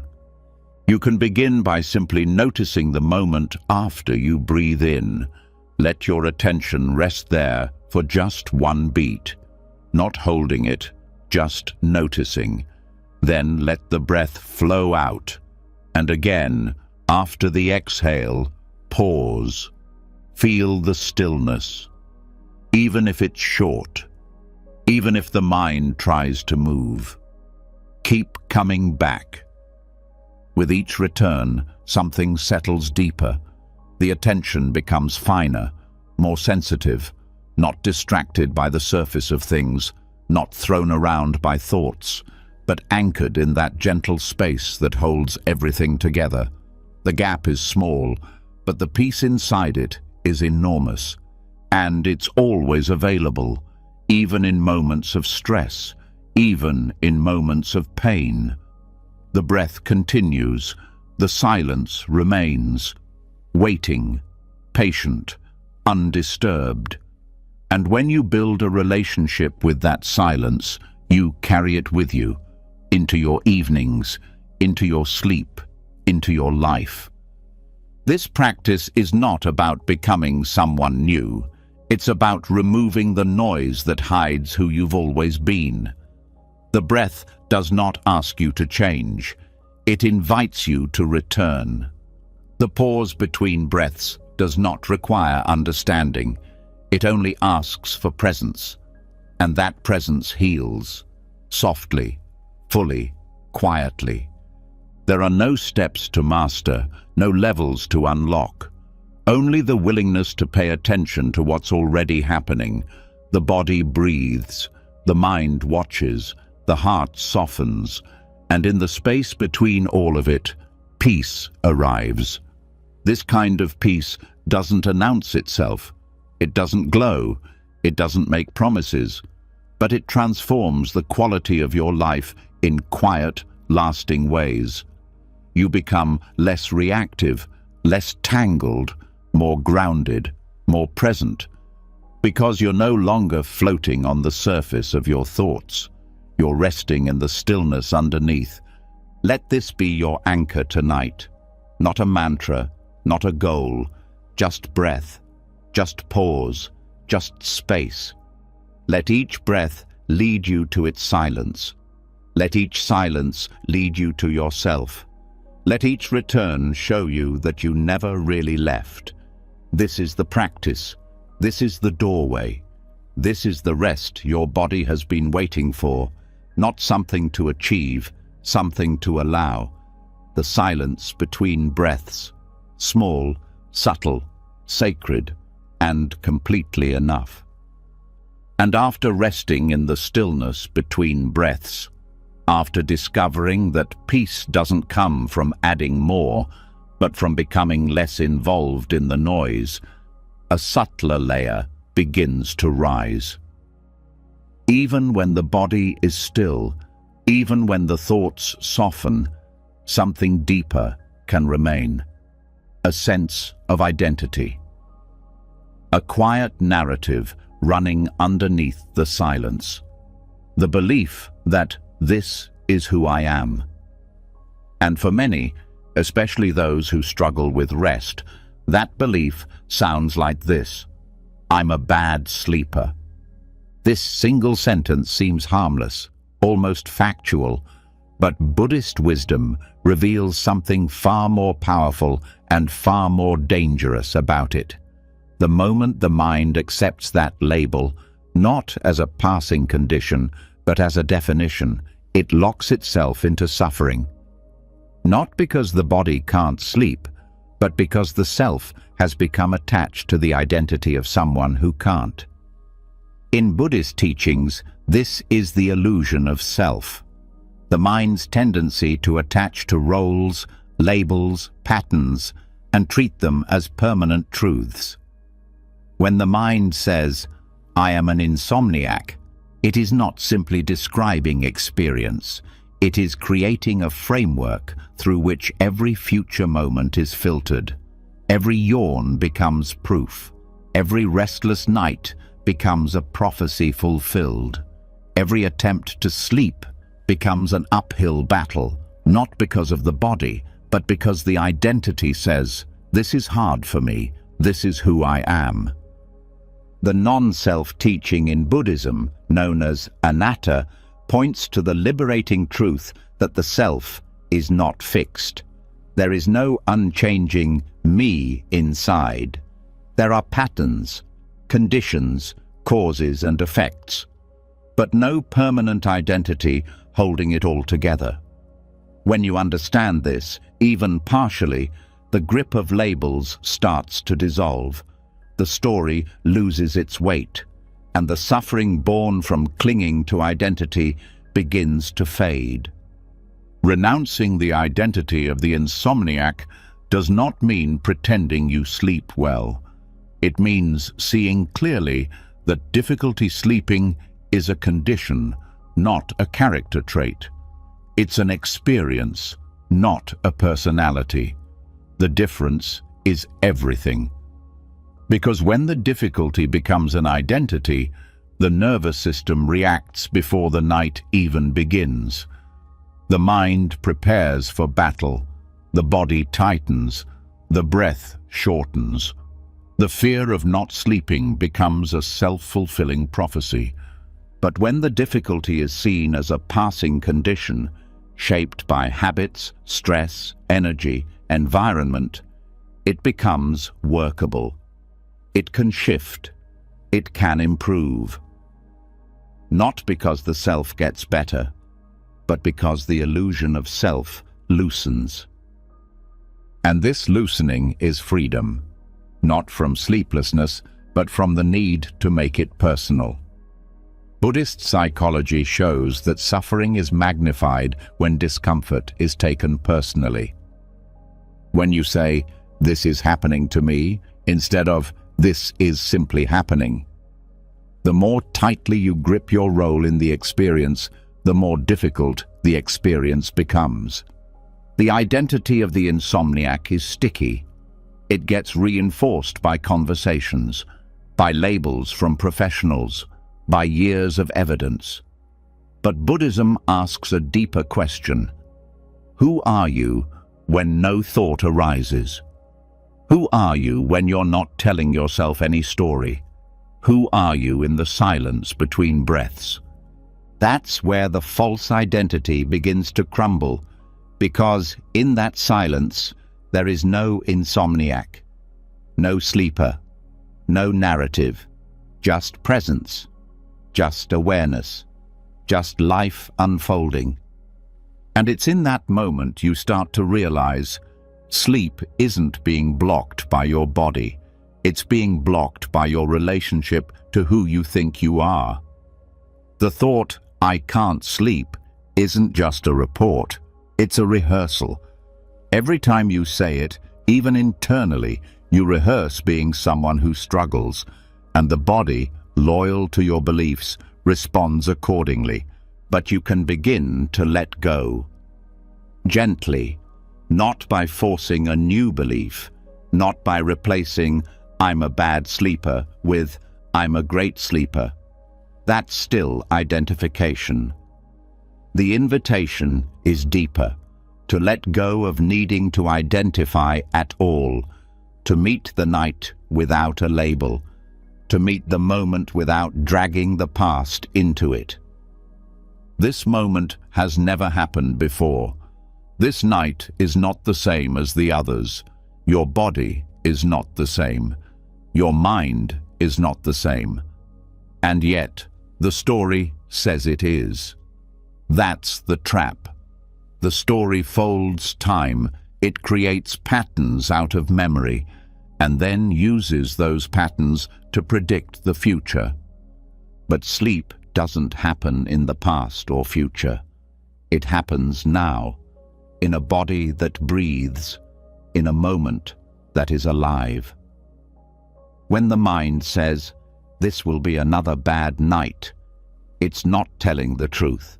It's telling a memory, and you are not required to believe it.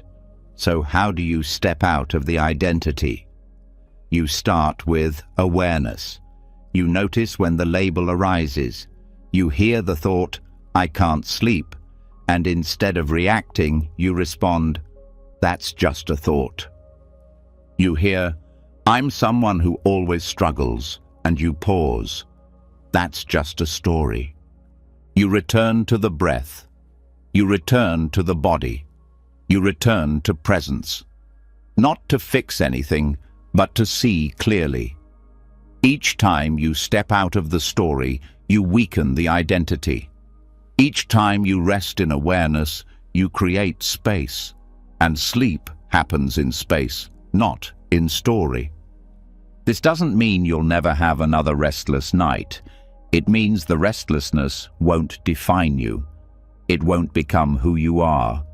It will just be what it is, a passing moment, a changing condition, nothing personal, nothing permanent. And slowly, something begins to shift. The nights feel less like battles. The body feels less like a failure. The mind feels less like an enemy. Because the weight of identity is no longer pressing against every moment. Even the language changes. You stop saying, "I am." You start saying, "There is." Not, "I am anxious," but "anxiety is present." Not, "I am an insomniac," but "there is restlessness tonight." This is how non-self becomes practical. This is how it heals, because the self is heavy. It clings, it fears, it compares. But awareness is light. It sees, it opens, it releases, and it is always available, closer than any thought, quieter than any story, more spacious than any identity. So tonight, drop the title. Let go of the label. Meet the night without a role to play. Let the body be just a body. Let the breath be just breath. Let the thoughts come and go without attaching to their voice. You don't need to fix your identity. You only need to see that you are not it. You are not your sleep history. You are not your most difficult night. You are not your most restless thought. You are the presence that watches, the stillness that returns, the awareness that remains. And in that presence, you are free. Free to rest, free to wake, free to let go of who you think you are. Because peace does not come to the insomniac. It comes to the one who no longer needs to be anyone at all. And now that the label has been dropped, now that the mind no longer clings to being a bad sleeper, and the self has loosened its grip on identity, there is room to go even deeper. Not into another technique, but into a complete reimagining of where sleep takes place. Because even with all the inner work, the space in which rest occurs, holds energy. The body remembers how it feels in that space, and for many, the bed has silently become a place of pressure, of failure, of frustration. But what if that space could be transformed, not physically, but spiritually? This next step invites a radical, healing shift. It begins not with behavior, but with perception. With the way the mind views the bed, the pillow, the act of lying down. Because if the bed has become a battleground, where thoughts attack, where tension rises, where identity clings, then of course the body resists rest. But Buddhism shows us how everything can be turned into practice. Even the pillow, even the sheets, even the mattress can be seen not as the site of struggle, but as a sacred space. A place not for performance, but for surrender. Reverence is not about formality. It's about presence. It's about respect. It's the energy of treating something ordinary with care, with intention, with mindfulness. When the pillow becomes a meditation cushion, the entire psychology of sleep shifts. You are no longer going to bed. You are entering a temple, a place where effort ends, where the noise of the day stays at the door, where stillness is not optional, it is honored. And this change is not something that happens outside of you. It happens in the way you relate to what's already there. The blanket becomes a symbol of safety. The breath becomes the incense. The stillness becomes the offering. There are no candles, no mantras, no rituals needed, just the willingness to treat the space with respect, just the willingness to treat the act of rest as sacred. This shift isn't abstract. It has psychological power. When the body feels that it is entering a peaceful space, it responds. The nervous system begins to unwind before the first breath is even slowed. The mind receives the message. This is not where we fight. This is where we let go. In Buddhism, temples are not built only to worship. They are built to create energy. When people sit in reverence, when the air is filled with silence and attention, something in the environment changes. That same principle can apply to your own bed, not by changing its design, but by changing your relationship to it. Each night, the way you approach the pillow becomes a ritual, not mechanical, but mindful, not dramatic, but sacred. The act of laying down is no longer about ending the day. It becomes an entrance into stillness, a doorway into another way of being. You are not collapsing into sleep. You are arriving into presence, and this matters because the mind responds to symbols. When the bed becomes a site of struggle, even subconsciously, it activates defense. But when it becomes a site of peace, it activates softness. And softness is the only environment in which deep rest can grow. Let the pillow remind you of your intention. Let it become the ground where control is released. Let it become the silent teacher that invites you into non-doing, not as a burden, not as a fix, but as a blessing, as a space that holds your weight without question, as a place that supports you, not just physically, but emotionally. Each time you rest your head, let it be a gesture of letting go. Let it be a bow to presence. Let it be an offering, not of answers, not of goals, but of awareness. Awareness that this moment is sacred. Awareness that this space is safe. Awareness that there is nowhere else to be. This reframing has power because it interrupts the habitual associations. It replaces frustration with respect. It replaces resistance with acceptance. And over time, the body begins to feel that change. The muscles remember the softness. The breath remembers the stillness. The heart remembers that it is welcome here. You may still have thoughts. You may still feel restless. But now those experiences unfold in a different space. They arise not in a war zone, but in a sanctuary. And that makes all the difference, because even restlessness can soften when it's held with reverence. The pillow becomes your cushion. The bed becomes your mat. And sleep becomes not something you fall into, but something you return to, like a monk returning to silence, like a leaf returning to the earth, with humility, with gentleness, with peace. And this shift doesn't need to be perfect. There is no pressure to create some flawless ritual. It's the mindset that matters. It's the quiet commitment to honoring your rest as something more than physical. It's treating sleep not as a task, but as a teacher.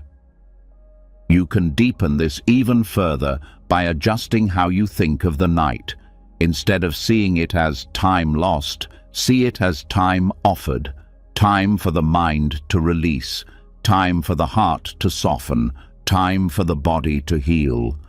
Each night becomes a retreat, not an escape, but a renewal. And in this renewal, you're not asked to perform.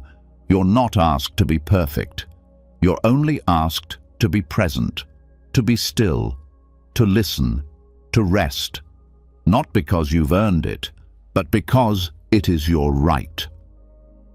The Buddhist path reminds us that every moment can be practice. Every environment can be sacred.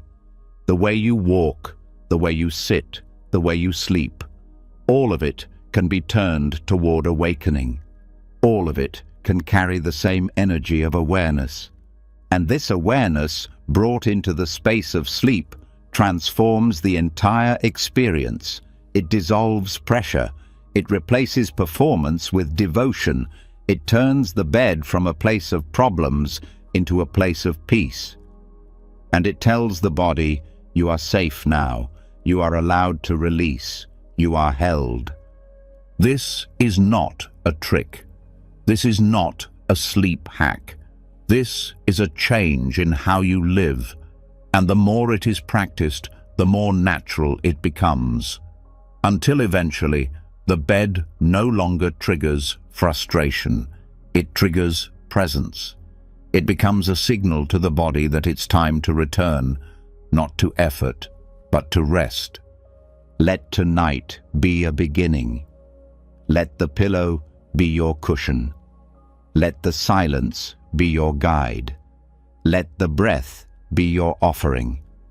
Not to achieve anything, but to honor what's already here. The sacred space, the quiet presence, the peaceful return to yourself. This is how sleep becomes spiritual, not by adding anything, but by remembering what it already is. A return to stillness, a release into presence, a homecoming into peace. And once the bed becomes sacred again, once the pillow no longer carries the weight of frustration, but holds a soft, reverent invitation into stillness, something more honest begins to surface. Even with all the practices, all the awareness, all the releasing, there will still be nights that don't go the way the mind hopes. Nights when rest doesn't arrive easily, when the body stays alert, when the silence feels distant. And this, too, is part of the path. This next teaching arrives with deep compassion, because it's not about doing more. It's about letting go of the final illusion that blocks rest. The idea that every night must go perfectly, that sleep must follow a straight line, that progress must look like consistency, This hidden expectation builds quiet pressure, and that pressure becomes the very tension that disrupts rest. But Buddhism offers something gentler, something more true, the understanding that all things are impermanent, including sleep itself. When you begin to see sleep through the lens of impermanence, everything changes. A restless night is no longer a failure. It's just a moment, a wave in the larger ocean, a passing weather pattern in the vast sky of awareness. The breath still flows, the body still receives rest in stillness, and the mind, even when active, is still part of the practice. There is no punishment in the pauses, no shame in the struggle, only experience arising and fading, just like everything else.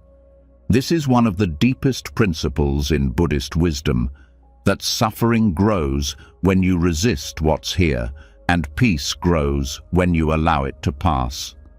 Restless nights don't need to be fixed. They need to be met with presence, with acceptance, with the understanding that no single moment defines the whole. When sleep becomes a spiritual practice rather than a performance, the need for perfection disappears. The body is not a machine, it is a process, a constantly changing flow of sensations, energy, hormones, breath, emotion. Sleep reflects this impermanence. It ebbs and flows, it deepens and lightens. It follows rhythms that can't be forced into symmetry. The more the mind demands a perfect night, the more the nervous system tightens. But the moment you say, "This night is enough, even as it is," that tension begins to soften. And this isn't about giving up on rest. It's about releasing the pressure that sabotages it. When you stop needing the night to be perfect, you create the conditions for it to be peaceful. Because peace doesn't require things to go your way. It only requires non-resistance. It only requires the willingness to let each moment be what it is. This shift has emotional weight. Many people carry shame around their sleep, a sense that something is wrong with them if they can't rest fully every night.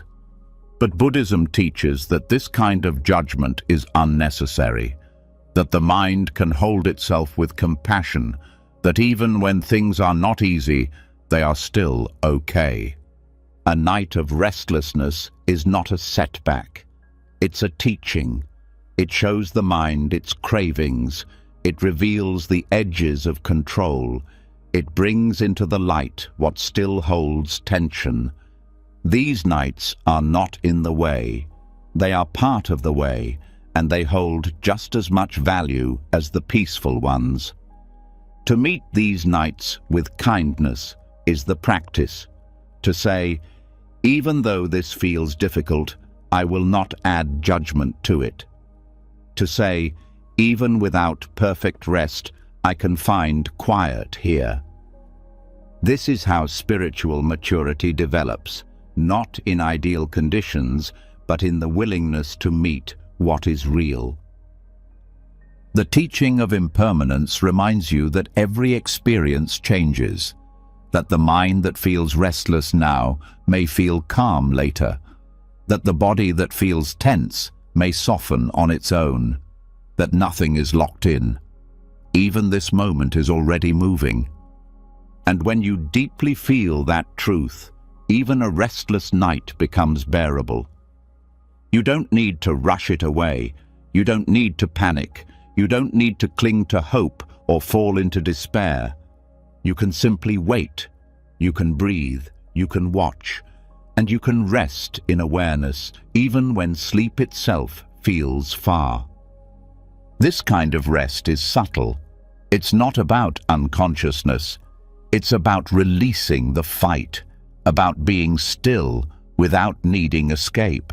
The mind may still wander, the heart may still race, but you are not broken, You are not behind. You are just in a different part of the wave. There is a story in Buddhist tradition about a monk who, for years, struggled with his thoughts during meditation. One night, he finally stopped trying to fix them. He just sat, still, open, unattached. And in that surrender, the storm passed.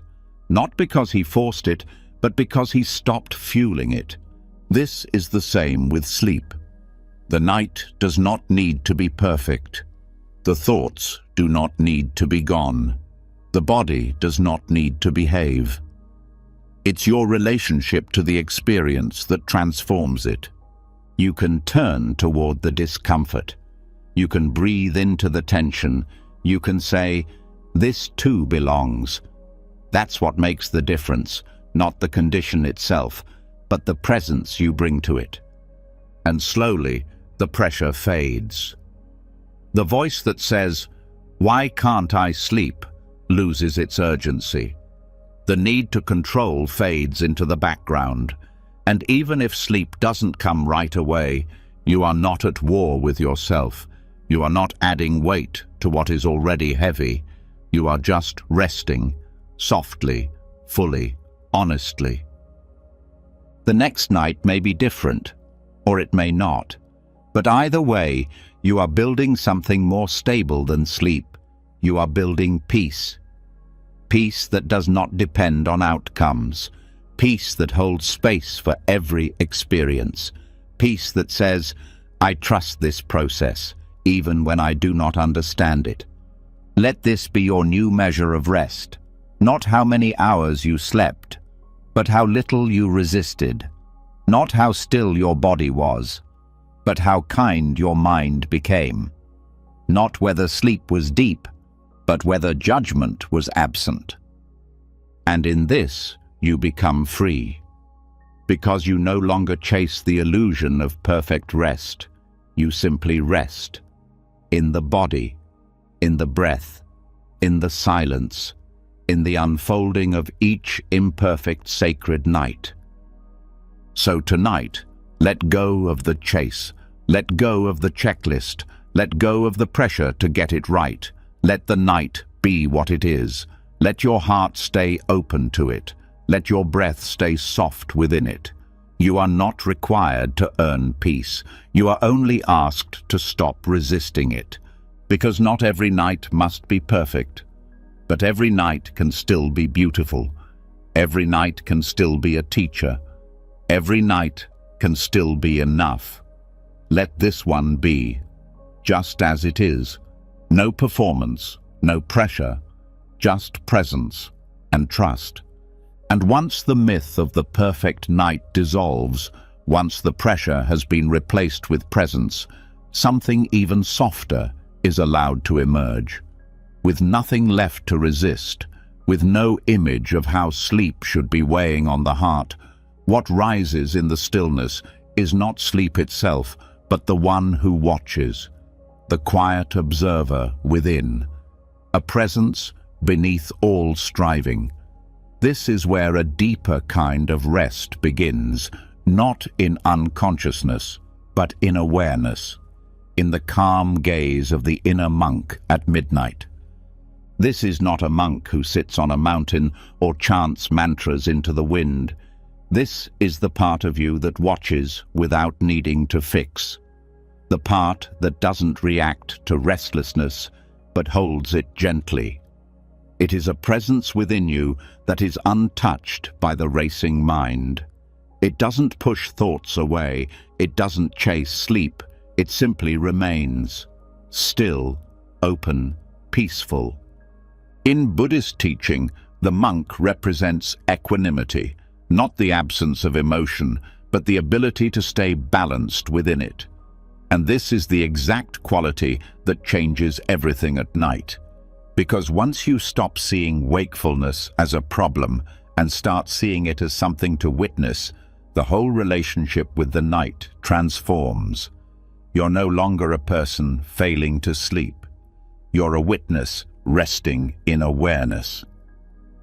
Equanimity does not mean indifference. It does not mean that you don't care whether you sleep. It means you care enough to stay kind even when rest doesn't come easily. It means you're not pulled into the stories about tomorrow's fatigue or yesterday's patterns. You stay here with what is. That's the monk energy. Unshaken, not cold, but deeply calm. And this inner monk can be cultivated, not as a role to play, but as a quality to embody. It begins by noticing how quickly the mind jumps during wakefulness. It wants to calculate the hours left. It wants to check the time. It wants to replay mistakes or plan conversations or worry about the coming day. The inner monk hears those movements and simply breathes, observes, doesn't follow. This presence has no urgency. It has no resistance. It doesn't scold the mind for thinking. It just watches. This is what allows you to rest even while awake. Because true rest is not about silence. It's about non-engagement. The mind may be noisy, but the witness is still. That stillness is your temple in the middle of the night. To strengthen this presence, begin with breath awareness, not to control the breath, but to anchor the moment. Notice the inhale, the pause, the exhale. Let the breath be your seat. Let it remind you that even now you are supported. Even now, nothing urgent is happening. Even now, you can stay here. The inner monk does not label the night. It does not say good or bad. It does not say early or late. It simply notes what is present. Thought, tension, softness, movement. It doesn't attach meaning. It doesn't tell stories. It just sees. And in that seeing, the emotional charge begins to drop. The drama of the mind begins to fade. This doesn't mean thoughts stop. It means they lose their grip. You become like the monk watching a storm through the window. You see the clouds move, you hear the wind, but you don't step into it. You stay seated, calm, curious, present. This is a skill. It's not always easy, but it is always possible. And the more you practice, the more natural it becomes. Sleeplessness stops being a crisis. It becomes a space for presence. You're not just lying awake. You're cultivating stillness. You're training the heart to remain open even when things don't go as planned. And this training carries over into life. Because the way you meet the night becomes the way you meet the world. If you can stay soft in discomfort, if you can stay calm in uncertainty, you begin to live with the same grace you bring to the pillow. You become less reactive, less controlled by outcomes, more able to meet each moment with clarity and kindness.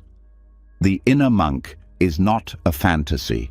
It is a quality within you that's already there. You felt it in moments when the mind paused and everything felt simple. You felt it in the quiet before dawn, in the breath before speaking, in the moment after a deep exhale. That's the monk, waiting, patient, steady. And the night, especially when restless, is a chance to connect with that part. Not by force, not by trying to be spiritual, but by returning over and over to the breath, to the body, to the witnessing presence that says, this too is okay. You can practice by saying silently, let me just observe, not fix, not judge, just see. The thoughts come and go. The body shifts, the breath continues, and you remain, not as the thinker, not as the sleeper, but as the quiet center behind it all. And in this quiet, something beautiful happens. The grip of thought weakens. The fear of not sleeping fades. The tension that once took over begins to dissolve. Because the monk within you is not afraid of being awake. The monk knows that peace is available in this moment, not just in unconsciousness. This peace is deeper than rest. It is peace that does not depend on conditions, peace that is not threatened by thought, peace that watches the night unfold without resistance. Let yourself rest in that tonight, even if the body stays alert, even if the mind remains active. You can still be at peace. You can still breathe. You can still watch with kindness. That is the true sleep of the monk, not unconsciousness, but the letting go of inner conflict. Let this moment be enough. Let your breath be your seat. Let your attention soften. You are not failing. You are watching. You are not lost. You are witnessing. You are not broken.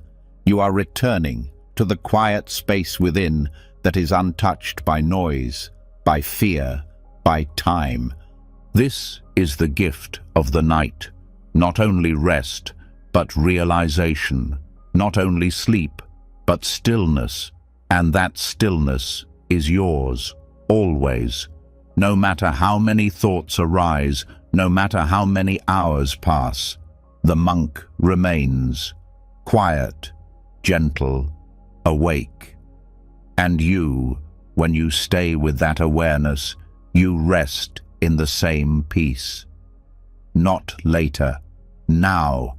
And after sitting with the inner monk in the quiet hours, after learning to witness rather than resist, to observe rather than solve, a deeper comfort begins to unfold. But even as the body softens and the mind slows, there's one final tension that often hides beneath it all, a quiet, persistent pressure. The pressure to improve, to become better, to fix something before permission to rest is granted. This is where the next illusion must be gently undone. The belief that sleep must be earned by self-improvement. In many modern cultures, the day is filled with subtle messages that say, you are not enough. Productivity is praised. Flaws are analyzed.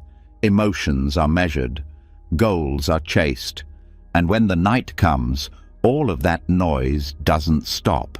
It simply goes inward. The body lies down, but the mind keeps working, replaying what wasn't achieved, reviewing mistakes, planning how to be better tomorrow. And under all of it, the silent assumption that something is missing now. But Buddhism offers a radical and beautiful truth. Nothing is missing from this moment, even if goals were not met. Even if emotions are still unresolved, even if you didn't become your best self today, the heart is still here, the breath is still flowing. The awareness that watches it all is already whole. Peace doesn't require completion, it only asks for presence. This is not about giving up on growth. It's about ending the chase that never lets the soul rest. It's about stepping out of the trap that says you must be fully healed to deserve sleep, that you must sort your thoughts, fix your flaws, tie up your feelings neatly before your head can touch the pillow. That belief is a cage. It turns rest into a reward for perfection, and that perfection never arrives. Buddhist practice points toward a different view, that each moment, no matter how messy or incomplete, is already sacred, that you don't have to resolve everything to rest deeply, that your worth is not measured by how many tasks you completed today, and that inner peace is not a destination reached through effort, it's a space revealed through letting go. This letting go is not laziness, it's wisdom. Because the part of you that always wants to fix, to upgrade, to improve, that part is never satisfied. It believes rest must be delayed until everything is right. But the mind never finds rest that way, because there is always something else to optimize, always something else to regret. So the practice becomes this: letting go of self-improvement long enough to fall asleep. Not forever, just for now, just for this night, just for these few hours when the mind doesn't need to be edited and the heart doesn't need to be repaired. Just the willingness to say, this is enough, I am enough. This moment does not need to be different. It starts by noticing the urge to fix. The thought that says, why did I say that today? Or, I should have handled that better. The plan that begins with, tomorrow I'll be more focused, more disciplined, more kind. These thoughts are familiar, but they are not urgent. They are habits, and like all habits, they lose power when met with awareness. You can say to the mind, thank you, but not now. You can say, we've done enough today. You can say, this isn't the time to edit who I am. These words are not affirmations, they are reminders that the deepest healing doesn't come from fixing. It comes from resting in what is already whole. And even when parts of the day still feel raw, even when feelings are unresolved, even when the to-do list echoes in your head, the body is still worthy of rest. The mind is still allowed to soften. The heart is still welcome to be held in stillness. This approach doesn't mean ignoring what matters. It means understanding what can wait. Growth is not stopped by sleep. It is supported by it. Real transformation happens not in constant correction, but in the quiet acceptance that arises when effort is paused. Let the breath remind you that life continues even without control. Let the body remind you that it knows how to release without being told. Let the awareness within you settle into the truth that no improvement is required for this moment to be complete. In Buddhist teaching, there is a concept called tathata, suchness. It means the way things are, not how they should be, not how we wish they were, just as they are. And resting in suchness is one of the highest forms of wisdom. It is the opposite of striving. It is the heart's quiet agreement with reality. So, when the mind says, I didn't do enough, you can say, maybe so, but I'm still allowed to rest. When it says, I didn't grow today, you can say, growth happens slowly, and this moment is part of it. When it says, I'm not there yet, you can say, there is no there, just this breath, just this now. These simple truths do not remove your goals. They remove the suffering that comes from thinking rest must wait. And as that pressure dissolves, something softer rises. The nervous system unwinds, the breath becomes deeper, the inner critic grows quiet. Because there is no more work to do right now, no one to be, nothing to fix. Even if you cried today, even if you failed, even if you forgot every lesson, you can still lie down and let go. You can still be kind to yourself. You can still end the day without judgment. That kindness is not weakness. It is the soil where deeper strength will grow. This shift is what creates space for real rest. Not sleep as escape, but sleep as return. A return to the part of you that never needed to be improved. The the part that watches all your becoming but is never touched by it. That part is always calm, always whole, always here. Let this moment be the one where you stop pushing, stop comparing, stop rewriting yourself in your head. Let your pillow hold the weight of the day. Let your breath carry the mind gently back to the body. Let your awareness release the grip on self-image. This is how peace enters, not by earning it, but by making space for it. This is how rest becomes real, not by achieving it, but by letting go of the belief that something must be achieved first. So tonight, don't try to be better. Don't rehearse tomorrow's version of you. Don't polish today's mistakes. Just be. Just breathe. Just exist, fully, without editing. Let your heart settle in its rawness. Let your mind unwind without solving.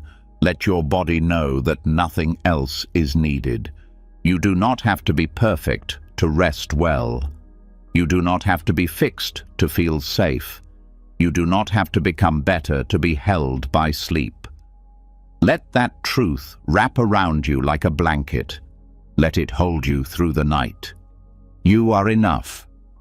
This moment is whole. Let go of fixing. Let go of striving. Let rest begin, not at the end of perfection, but at the beginning of trust. Trust that the one who is present right now is already complete, even in the middle of becoming, even in the midst of feeling, even with the day unfinished. And when you meet yourself there, with no task to complete, no role to perform, no identity to polish, what remains is peace, not because you created it, but because it was here all along, waiting, quiet, ready to receive you exactly as you are. And after loosening the grip of self-improvement, after finally letting go of the exhausting habit of editing yourself before rest, there is one final craving that quietly sneaks in through the back door of the mind. It doesn't scream, it whispers, it pretends to be hope, but it's really another disguise for resistance, the craving for the morning, the silent, constant ache for time to move faster, the wish that the night would end, so peace could begin. This is where suffering takes on a new shape, not because of what is happening, but because of the mind's refusal to be with it. This craving is subtle. It doesn't feel like clinging at first. It sounds like something innocent. I just want morning to come. I wish this night would be over. I can't wait for the sun. But underneath those thoughts is the same old pattern, resisting the moment in front of you, waiting for something else to save you from the discomfort of now. And Buddhism teaches that this waiting, this longing, is suffering in its most disguised form.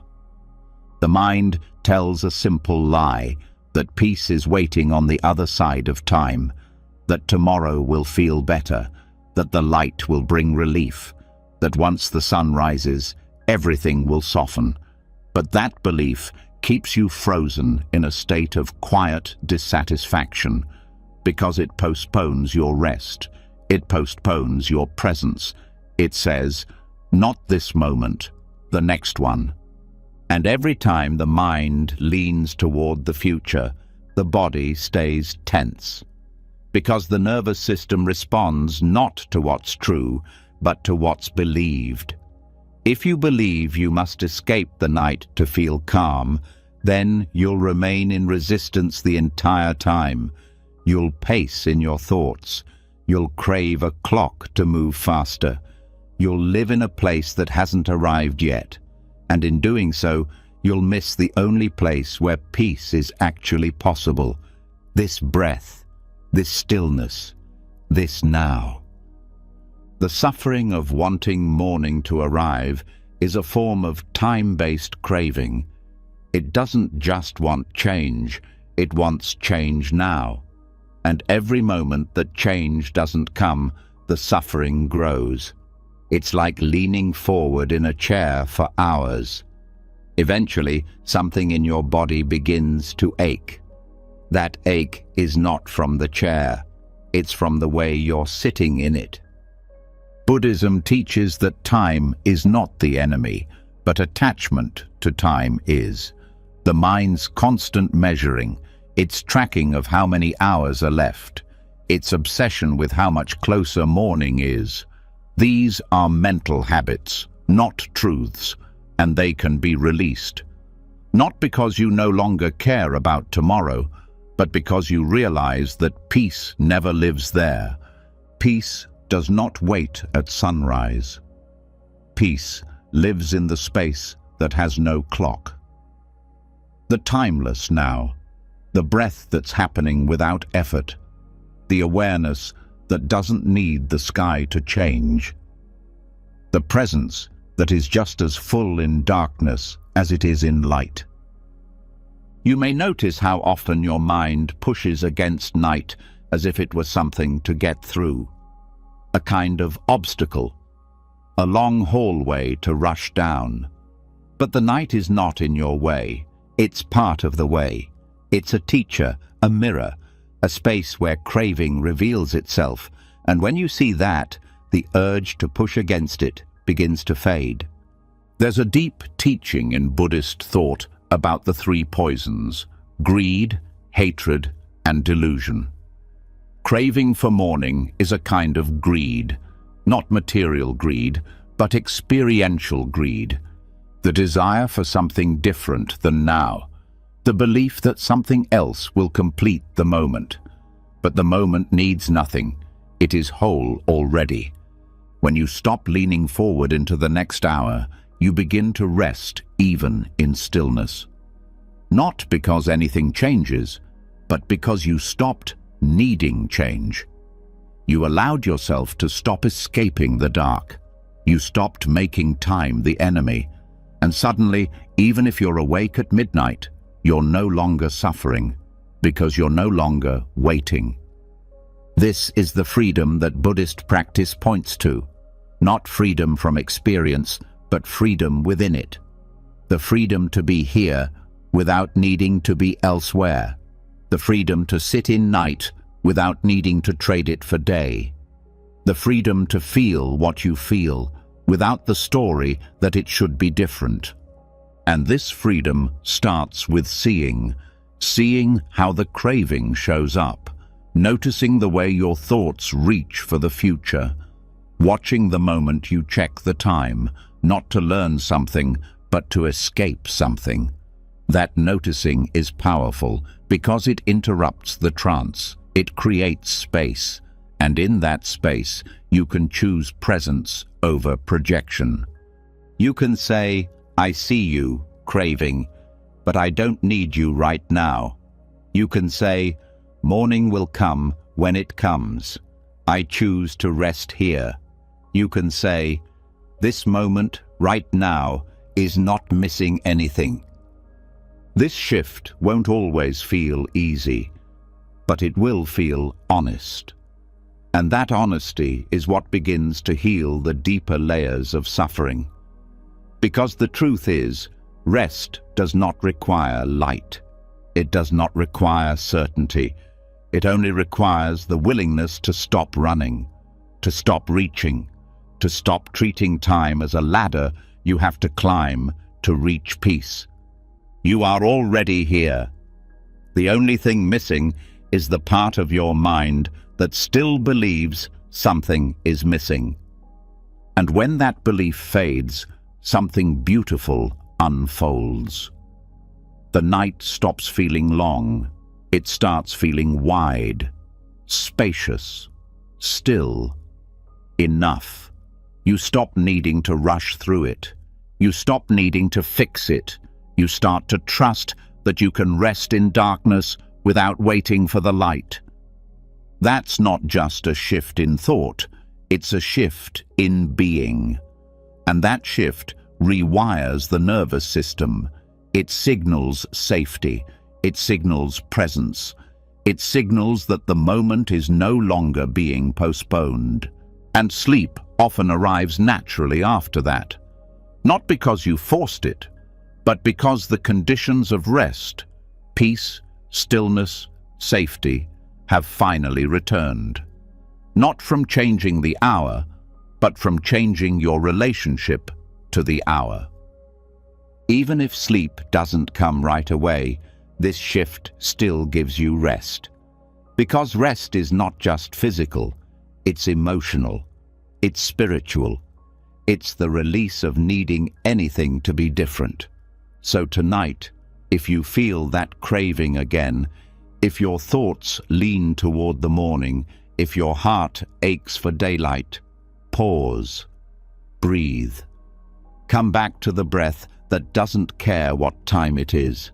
Come back to the presence that doesn't measure progress in hours. Come back to the part of you that is already whole, already held, already home. There is no need to fast forward, no need to wait for light to feel okay, no need to count the hours until life feels possible again. Life is here, now, quiet, spacious, timeless. It has always been. Let the night be what it is. Let it wrap around you not as something to escape, but as something to surrender to. Not as a waiting room for morning, but as a sacred space of its own. You are not running out of time. You are returning to where time can't touch you, and in that return, the craving ends, and peace begins. And once the craving for morning has dissolved, once the desire to escape the night is replaced with a steady willingness to be here in the dark with no rush and no resistance, there's something left that continues to whisper through the mind. Even without craving the future, the mind may still wander. It may still spin, exaggerate, repeat, or amplify. Thought by thought, it builds momentum. And in those quiet hours, when there is no outside noise to drown it out, even a small thought can turn into something larger than it is. This is where a new kind of presence must arise, not forceful, not heavy, but clear and awake. This is where sati becomes your ally. Sati, often translated as mindfulness, is more than paying attention. It is the gentle weapon of awareness. Not a weapon of violence, but of precision. A soft, clean blade that slices through confusion without creating conflict. It doesn't attack the thoughts. It doesn't shame the mind. It doesn't force silence. It simply sees things as they are. And that clarity alone dissolves the illusions that cause the spiral. At bedtime, the mind has a habit of escalating. One thought leads to another. A memory becomes a narrative. A small worry turns into an entire imagined future. And the more this continues, the more removed the mind becomes from what is real. It becomes caught in its own echo. Sati does not try to stop this by shutting the mind down. It interrupts gently, with clarity. It places a lamp in the room and lets you see, without panic, that none of these thoughts are solid. None of them are as urgent or as large as they appear. Sati begins with simple noticing. You are lying in bed and a thought comes. Noticed. You feel tension in your chest. Noticed. You begin replaying a conversation from earlier. Noticed. Nothing needs to be analyzed or judged. The act of seeing it clearly is enough, because in that moment of clear seeing, the illusion loses its grip. The spiral of thoughts is only possible when they move unchecked. One leads to the next, and the next, until the original spark is forgotten. Mindfulness sees the spark early. It recognizes the moment when a thought begins to build. And instead of being pulled into the story, you remain rooted in awareness. Not cold or detached, but steady. You might say to yourself, "This is just a thought." And with that, the thought falls back into the stillness. Sati is soft, but firm. It doesn't push the thoughts away. It holds them like a mirror. It shows the mind what it is doing without adding judgment. This is why it is called a gentle weapon. It removes the confusion without creating a fight. It removes the darkness by turning on the light. You can begin by anchoring awareness in the breath, not to control it, but to use it as a reference point.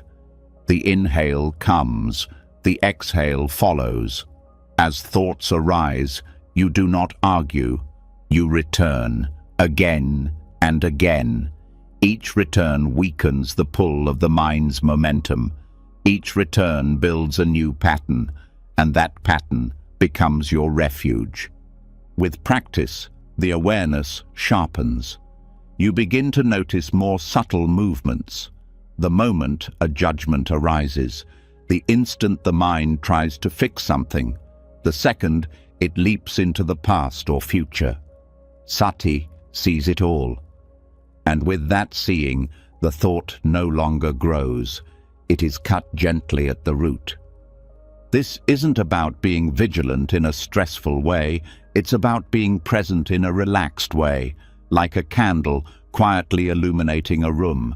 It's not loud, it doesn't move, but its presence changes everything. The more you practice, the more sati becomes your default state.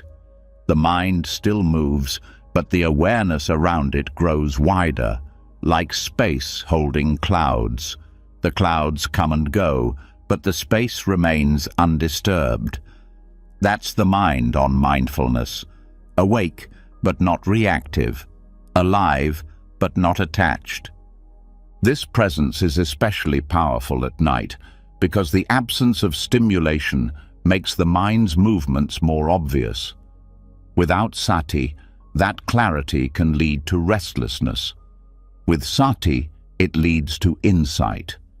You begin to see what the mind does when it's not given a job, how it tries to create importance, how it clings to identity, how it builds urgency out of silence. And each time you notice this, each time you see the illusion weakens. There's a line in the Buddhist texts that says, "With mindfulness, the mind is like a well-trained elephant. Without it, it is like a wild beast." But this isn't meant to scare, it's meant to guide. Because mindfulness doesn't discipline the mind with punishment, it trains it with kindness. It gives it a place to rest, and when the mind is offered rest, it eventually accepts. At night, this rest begins with letting thoughts pass without engagement. You might notice a worry and say, "That's fear trying to protect me." You might see a memory and say, "That's the mind reviewing." You might notice the urge to analyze and say, "That's the habit of control." In each case, mindfulness gives you the ability to respond instead of react, to recognize without absorbing. Over time, this changes the quality of your sleep.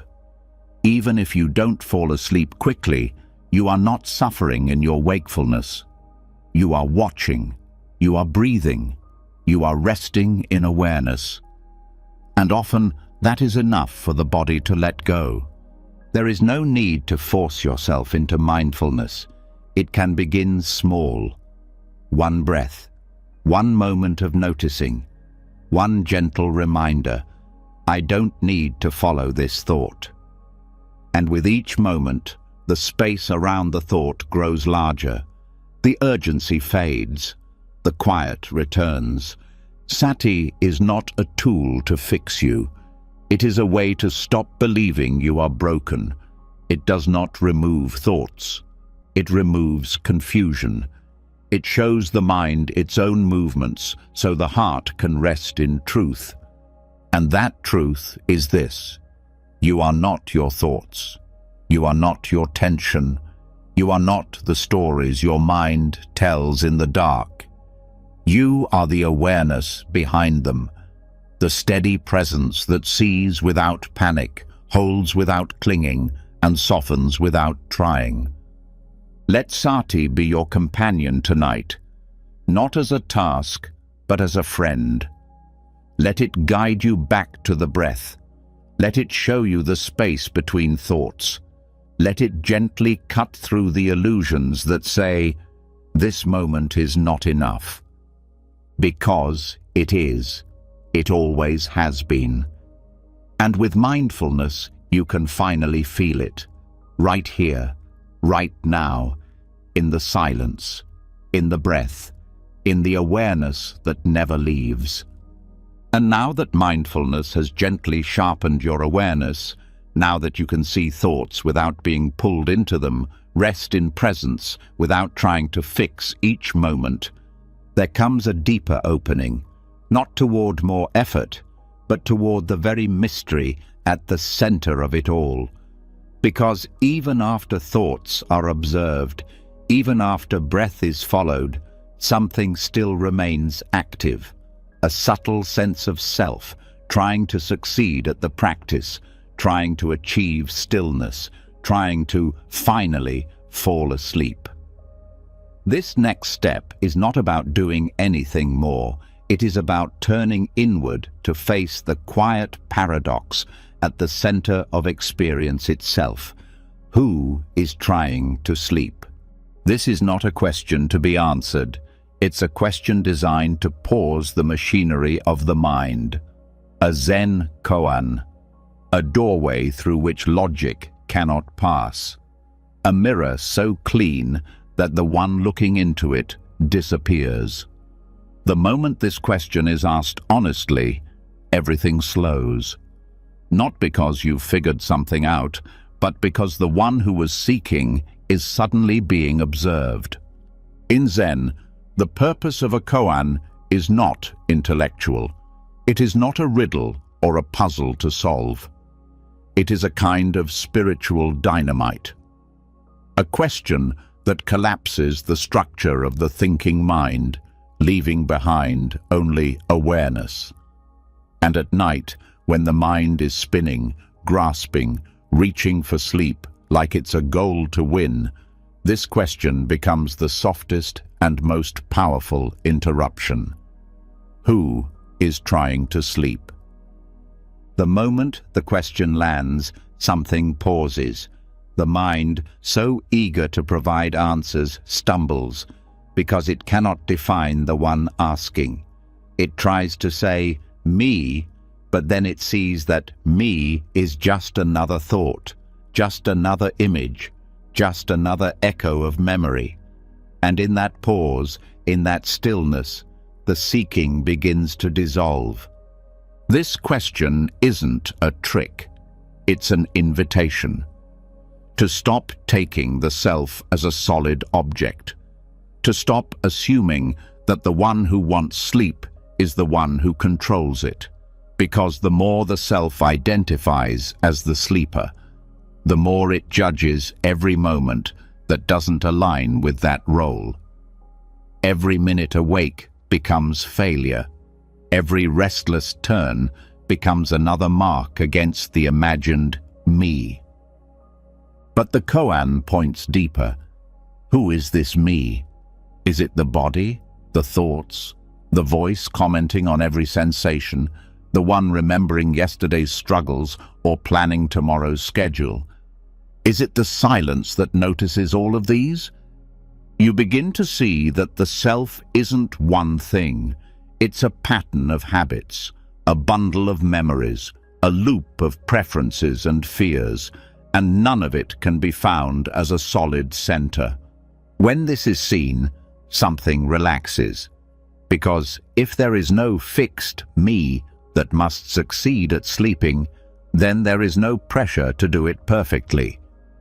There is just the breath, the moment, the space. Zen masters say that when the koan is held without trying to answer it, the mind eventually gives up. It exhausts itself. Not in frustration, but in release. The seeking stops, the labels fall away, and what's left is the mystery, the stillness that was always underneath. This is where rest is found, not in solving, not in performing, but in letting go of the seeker, the one who was trying to get somewhere, the one who was trying to earn rest, the one who was always almost there but never quite arrived. That self was built on thought, and the koan gently shows that thought cannot grasp what's asking the question. When you lie in bed and ask, "Who is trying to sleep?" really ask it, not to answer, but to explore. The entire structure of effort begins to fall. Because sleep does not come to the one who tries. It comes when trying stops. It arises in the absence of effort, in the space where the doer dissolves. You may notice that when you truly hold the question, the body becomes quieter, not because you told it to, but because tension is held by the one who identifies. And when that identity fades, the tension has no anchor. It softens naturally. The question doesn't have to be repeated endlessly. It can be whispered inwardly once, then followed by silence, a kind of listening, a kind of resting in the unknown. And if thoughts arise again, that's okay. You return, not to an answer, but to the openness the question created. This openness is the point. It's what the mind has been seeking without knowing it. A space where it doesn't have to perform, where it doesn't have to define, where it doesn't have to achieve. Just this, just now, just breath, and the awareness of it all. The more the question is met with sincerity, the more the self begins to loosen, not in a scary way, not in a disappearing way, but in a softening. The one who was trying to fix everything is no longer in charge, and what remains is simple being, not passive, not blank, but present. Even if thoughts return, even if emotions rise, you meet them with the same question. Who is experiencing this? Who is watching? And again, the mind pauses. The commentary fades, not by force, but by clarity. The koan works not because of effort, but because of space. It removes the need to manage the experience. It removes the belief that the thinker must control the outcome. And in that release, the deepest kind of rest becomes possible. The rest of not needing to be someone. This is what Zen calls effortless effort. The practice that practices itself. You don't need to hold a posture. You don't need to reach a state. You only need to return to the mystery. Let the question remain open. Let it point you back to the presence that never changes, no matter what thought appears. And here, in this space, sleep may come, or it may not. But the suffering around it fades, because the need to succeed is gone. The one who measured everything has stepped aside, and what remains is the quiet presence beneath it all. This presence doesn't need improvement. It doesn't crave the future. It doesn't judge the now. It simply is. And the more you rest in it, the more you realize it has always been here. The thoughts were just covering it. The seeking was just distracting from it. Now you see. The koan was never about sleep. It was about freedom. From the story, from the tension, from the imagined self. And in that freedom, rest flows like water, naturally, silently, without being forced. So tonight, as you lie in stillness, let the question open inside you. Who is trying to sleep? Then listen, not with your ears, with your awareness. Let the silence answer. Let the question dissolve into presence. Let the seeker rest, and let the one who remains, unchanging, unnameable, simply be. And now that the mind has stared into the quiet mirror of the koan, now that the question, who is trying to sleep, has dissolved the illusion of the restless seeker, what remains is a calm, open awareness. But even in this stillness, a subtle echo of the day may linger, not in the form of thoughts chasing the future, but reflections circling the past. The mind may begin to replay the events of the day, not with presence, but with judgment. What went wrong? What should have been different? What wasn't enough? And if left unchecked, that quiet judgment becomes a weight that tightens the body and fogs the mind.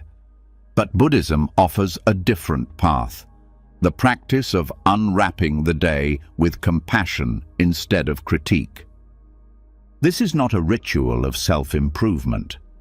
It's not about measuring success or fixing mistakes. It's a gentle turning inward, a soft review, a way of meeting each moment of the day, especially the messy ones, with curiosity rather than criticism. The intention is not to control the past, but to understand it, to see clearly, to soften the edges, to end the day in peace rather than performance. In the Buddhist tradition, reflection is a powerful tool, not to judge, but to deepen awareness, not to punish, but to recognize where the mind clung, where the heart tightened, where intention slipped. This is not weakness, this is wisdom. It is the humility to see clearly without turning clarity into condemnation. Begin this practice by resting the body. Let yourself lie down or sit comfortably. Let the breath become steady and quiet. Then gently invite the day back, not all at once, but moment by moment. Start with the morning. Ask yourself softly, where was I present? Where did I rush? Where did I speak with care? Where did I react without pause? Notice what arises, but do not grip it. Let it pass like scenery from a moving train. If something painful comes up, meet it with kindness. Say silently, that was hard, I see it. If something joyful arises, let yourself feel it fully, not to cling, but to acknowledge. Say, that was beautiful, I remember. The point is not to label good or bad. The point is to witness without adding weight. This witnessing is the key, because most rumination is not caused by the events themselves, but by the mind's interpretation, the way it loops, the way it punishes, the way it declares what should have been. But when you simply see the moment without adding a story, the tension begins to release.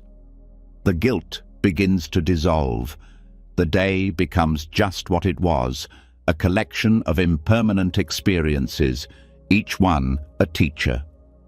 The more you practice this gentle review, the more your relationship to the past changes. You begin to see that even your most reactive moments were not signs of failure, but signals of pain. That your impatience was rooted in exhaustion, that your forgetfulness came from distraction, not neglect.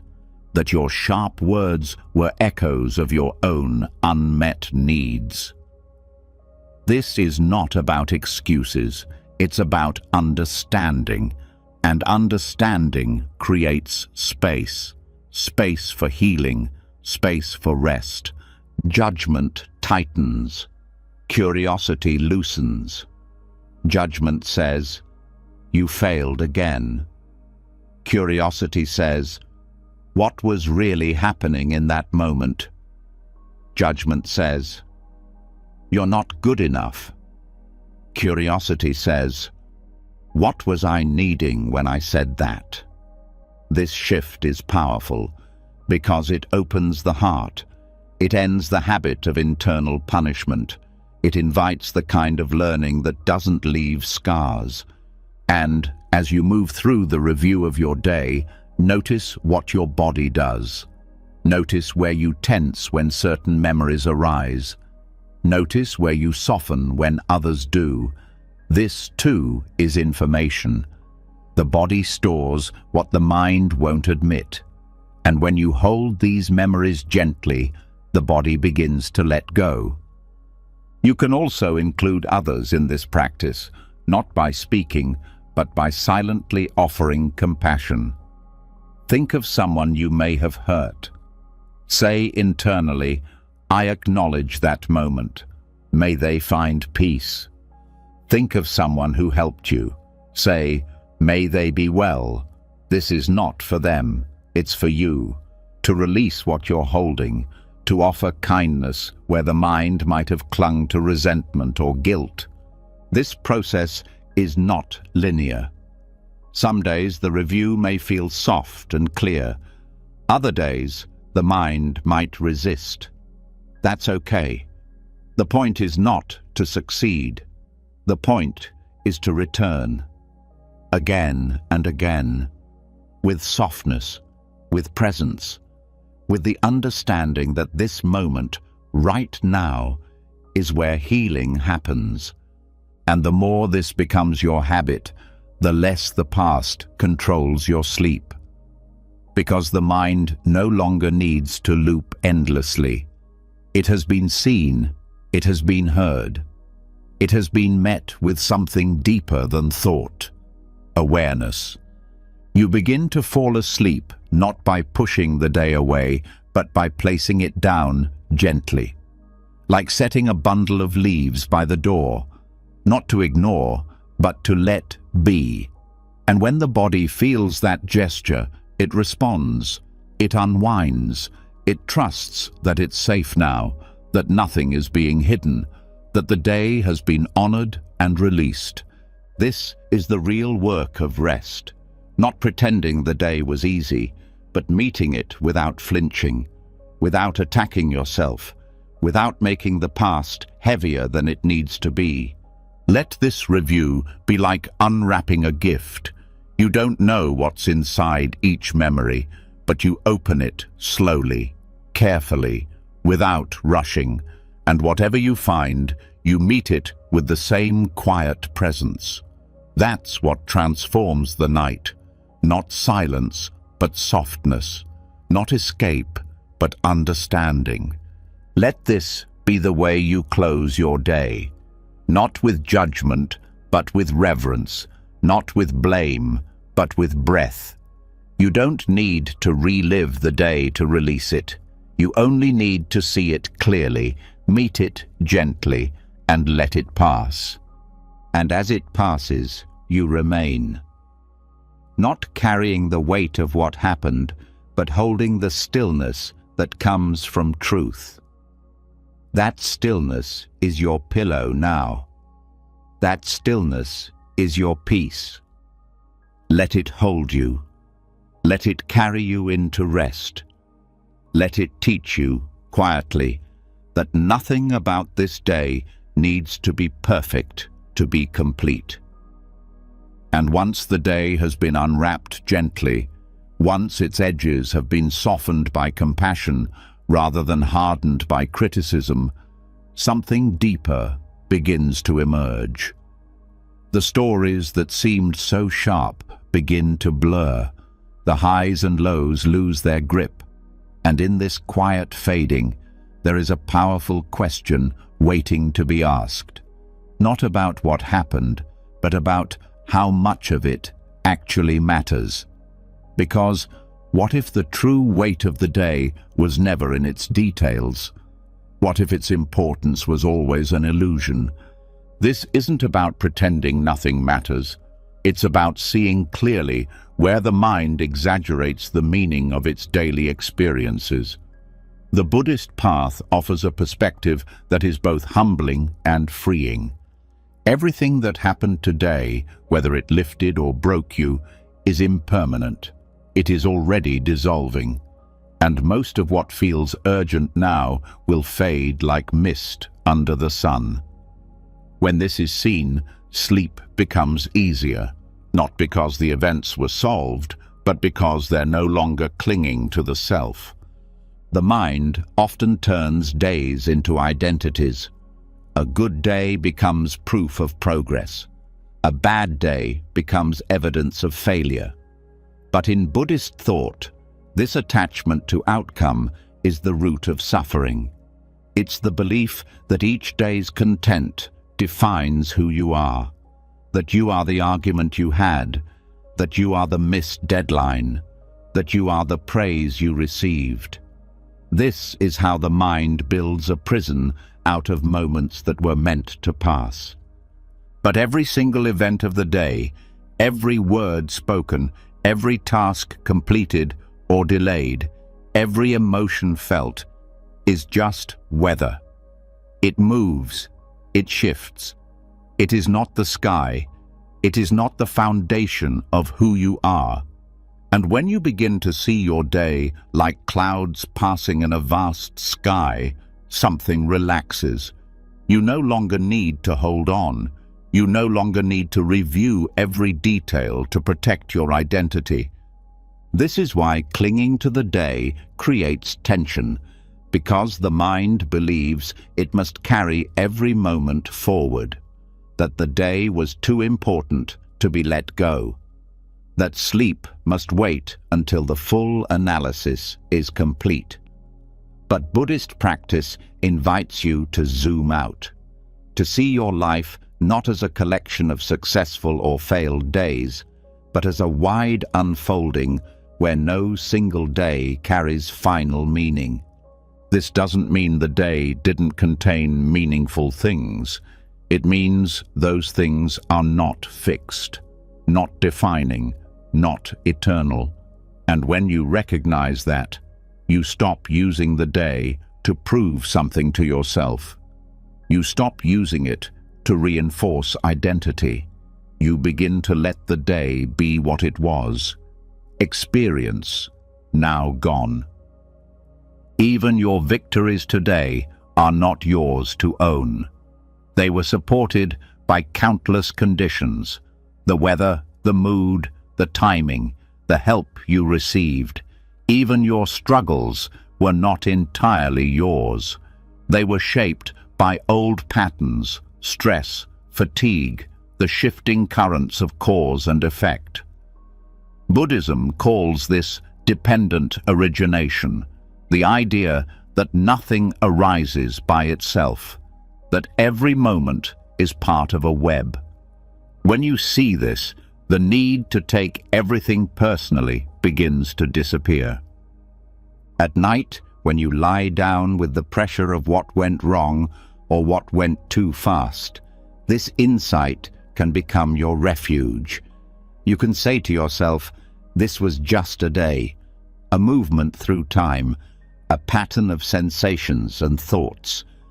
I do not need to carry it into the night. This is where sleep becomes a sacred letting go. Not of memory, but of ownership. Not of experience, but of identity. You are not this day. You are not its pain. You are not its praise. You are the space that held it all. And that space is always untouched. This recognition helps the body loosen its grip, because the nervous system responds to what the mind believes. If the day is seen as crucial, then rest becomes a risk. But if the day is seen as a moment already fading, rest becomes natural. The body stops preparing for more action. The mind stops trying to process the unprocessable. And this softening doesn't make you careless. It makes you wise. Because you no longer waste your energy preserving the image of a day. You use your energy to be present, to live fully, then release fully. That is the rhythm of life. Inhale, exhale, do, let go. So, when the mind returns to a conversation from earlier, meet it with this awareness. That moment is not here anymore. When it replays something unfinished, meet it with this truth. There is no end to that road. When it amplifies today's importance, meet it with this clarity. The sky is wide, and this was just one cloud. Even the most painful parts of the day begin to lose their sting when seen through this lens. Not because they're denied, but because they're not held so tightly. You begin to see that even regret, even sorrow, even confusion, none of them are permanent. None of them define you. They passed through you, and now they are gone. This teaching allows for a kind of spiritual sleep, not just physical rest, but release at the level of self. You become less of a person trying to hold your life together, and more of a witness watching your life unfold. This is not dissociation. This is clarity. The clarity that nothing needs to be held overnight. Let the day fall behind you like a robe at the door. Let it slip off moment by moment. The email you didn't send. The words you wish you'd said differently. The joy that felt too brief. Let them all return to the river of experience, not rejected, not suppressed, just seen for what they are, passing. And in their passing, what remains? Not a blankness, not a void, but awareness. The part of you that watched the day without becoming it. The part of you that doesn't measure value by success or failure. The part of you that knows how to sleep without explanation. This is what the night is for, not just recovery, but renewal. You let go of the old shape so the new one can form. You let go of who you were at noon so you can meet who you are now. That's the beauty of impermanence. It doesn't erase you. It allows you to begin again. Let this moment be that beginning. Let the breath mark the shift. Let the body feel the release. You are not in control of the next day. You are not responsible for saving this one. You are only asked to rest, to trust, to allow the sky to clear. Because the illusion of the day's importance is heavy, it keeps you in the past, but the truth is light. It reminds you that nothing about today needs to be carried forward unless it teaches peace. Let this be your compass. What brought peace, you can remember. What created tension, you can release.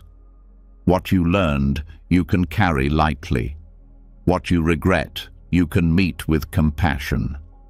But the need to define yourself by a single day, let that dissolve. The sky has never asked the cloud to stay, and your soul has never asked your mind to keep score. Let everything that no longer needs to be held fall away. Let the night be free of stories. Let your breath be your permission to let go. This is not a conclusion. This is a return to the self that is never shaken by a single moment, to the stillness that does not count the hours, to the awareness that watches days rise and fall without confusion. You are not this day. You never were. You are what remains when the day is done. And that is enough. And now that the weight of the day has been released, now that the stories have been softened, the identity has loosened, and the urgency to define yourself through your waking hours has dissolved, there is one final invitation left: to stop reaching, to stop analyzing, to stop even guiding. Because at the deepest level, rest does not begin in the mind, it begins in the body. And there's something you may have forgotten. The body already knows how to rest. Long before thoughts began to swirl, long before routines and beliefs were built around the struggle of sleep, your body was already tuned to rhythms much older than your thoughts. Breathing, slowing, letting go. These are not techniques to learn. They are instincts. They are memory stored in the cells, in the nervous system, in the quiet intelligence that guides your entire physical being from birth. The issue is never whether the body knows how to rest. It's whether the mind trusts it to do so. When sleep feels hard, the overthinking mind rushes in to manage it. It tries to solve rest like it's a puzzle. It searches for perfect timing, posture, rituals, techniques. It watches the body, measures it, judges it. But this effort becomes tension. This watching becomes interference. Rest is not created by thinking about rest. It's allowed by stepping back and remembering what the body already knows. In Buddhist thought, there is a gentle wisdom in trusting what is natural. The teaching is not to force awakening, but to remove the obstacles that block it. In the same way, your body doesn't need to be taught how to release. It needs permission. It needs the mind to stop interrupting. It needs the space to do what it's always known how to do. Return. Start here, with breath, not controlling it, not counting it, just noticing. Is it short or deep, tight or soft? However it is already trying to care for you. It is already adjusting. The breath is not neutral. It is intelligent. Each inhale and exhale is part of an ancient pattern designed to shift you from alertness into stillness, from effort into ease. This isn't a technique. It's a returning to the body's own rhythm. The nervous system has two states, one for action, one for rest. The body does not need thought to move between them, but thought can interfere. The state of rest, known as parasympathetic activation, is not achieved by thinking your way there. It's allowed when the overthinking stops trying to control what it doesn't need to manage. Let the body show you how to rest. Watch how, when you lie still, the heart begins to slow, the muscles begin to soften, the temperature begins to adjust. There is no command issued. There is no strategy. The body recognizes the signal and begins to shift. The challenge is not teaching the body, but getting out of its way. You can support this process by offering trust rather than fear, by saying inwardly, "You know what to do," by softening the voice that wants to interfere. That voice is not the enemy. It is afraid. It is trying to help. But it is like someone talking loudly in a library. It disrupts the very silence it is trying to protect. You don't have to silence the mind. Just let it tire itself out. Let the body's deeper knowing lead. There is also a hidden belief in many people that rest must be earned, that sleep is a reward. But the body does not believe that. It knows rest is required. It knows it is the foundation of clarity, health, and peace. When you align with this truth, rest becomes simpler. You don't have to achieve anything before lying down. You don't have to prove you are worthy. You are a human body. That is enough. One of the most healing shifts comes when you stop approaching rest as a task, when you stop trying to manage every part of it, when you stop thinking of the body as a stubborn machine and start seeing it as a living intelligence, an ancient forest, a flowing river, something with its own timing, its own rhythm, its own way. And this rhythm is patient. It doesn't need to be hurried. It doesn't need to be perfect. If you've been struggling with sleep, that rhythm has not abandoned you. It's been waiting underneath the tension, waiting for the mind to let go, waiting for the breath to deepen, waiting for you to remember that you are not separate from nature. You can bring attention to places in the body where tension still hides, not to fix them, but to say, you are safe now. The shoulders, the belly, the jaw, these places often hold stress long after the moment has passed. Let the body know that the moment has passed, that rest is not a risk, that it's okay now to release. This kind of trust in the body changes everything, because it shifts the burden off of the mind. The mind does not need to be in charge of everything. It does not need to watch over sleep like a security guard. It can step down. It can rest too, because the body, soft, grounded, quiet, has it covered. And as you rest in that knowing, the relationship between thought and body begins to change. The mind starts to follow the body's rhythm instead of resisting it. It stops judging the process and starts listening to it. This listening is the beginning of healing, not just for sleep, but for everything. Because sleep is not just the absence of wakefulness, it is the return to something more honest, the part of you that doesn't speak in words, the part that breathes without asking, that heals without trying, that knows what to do even when you don't. This kind of rest isn't always instant, but it's real. And the more you connect with it, the less effort you'll need. The more sleep will come on its own, not as a reward, but as a return to the wisdom you were born with, the rhythm that never left you, the part of you that remembers how to rest even when the world forgets. So tonight, let that be enough. Let the breath carry you back to the body. Let the body carry you back to its wisdom. Trust that rest is not something you must find. It is something already waiting, already moving toward you. You only need to stop moving away. No need to control, no need to guide.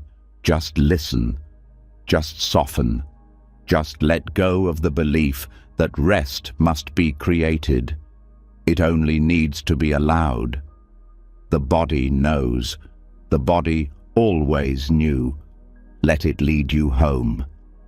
And now that the body has been trusted again, now that rest has been returned to its rightful rhythm, free from interference or control, a new door quietly opens.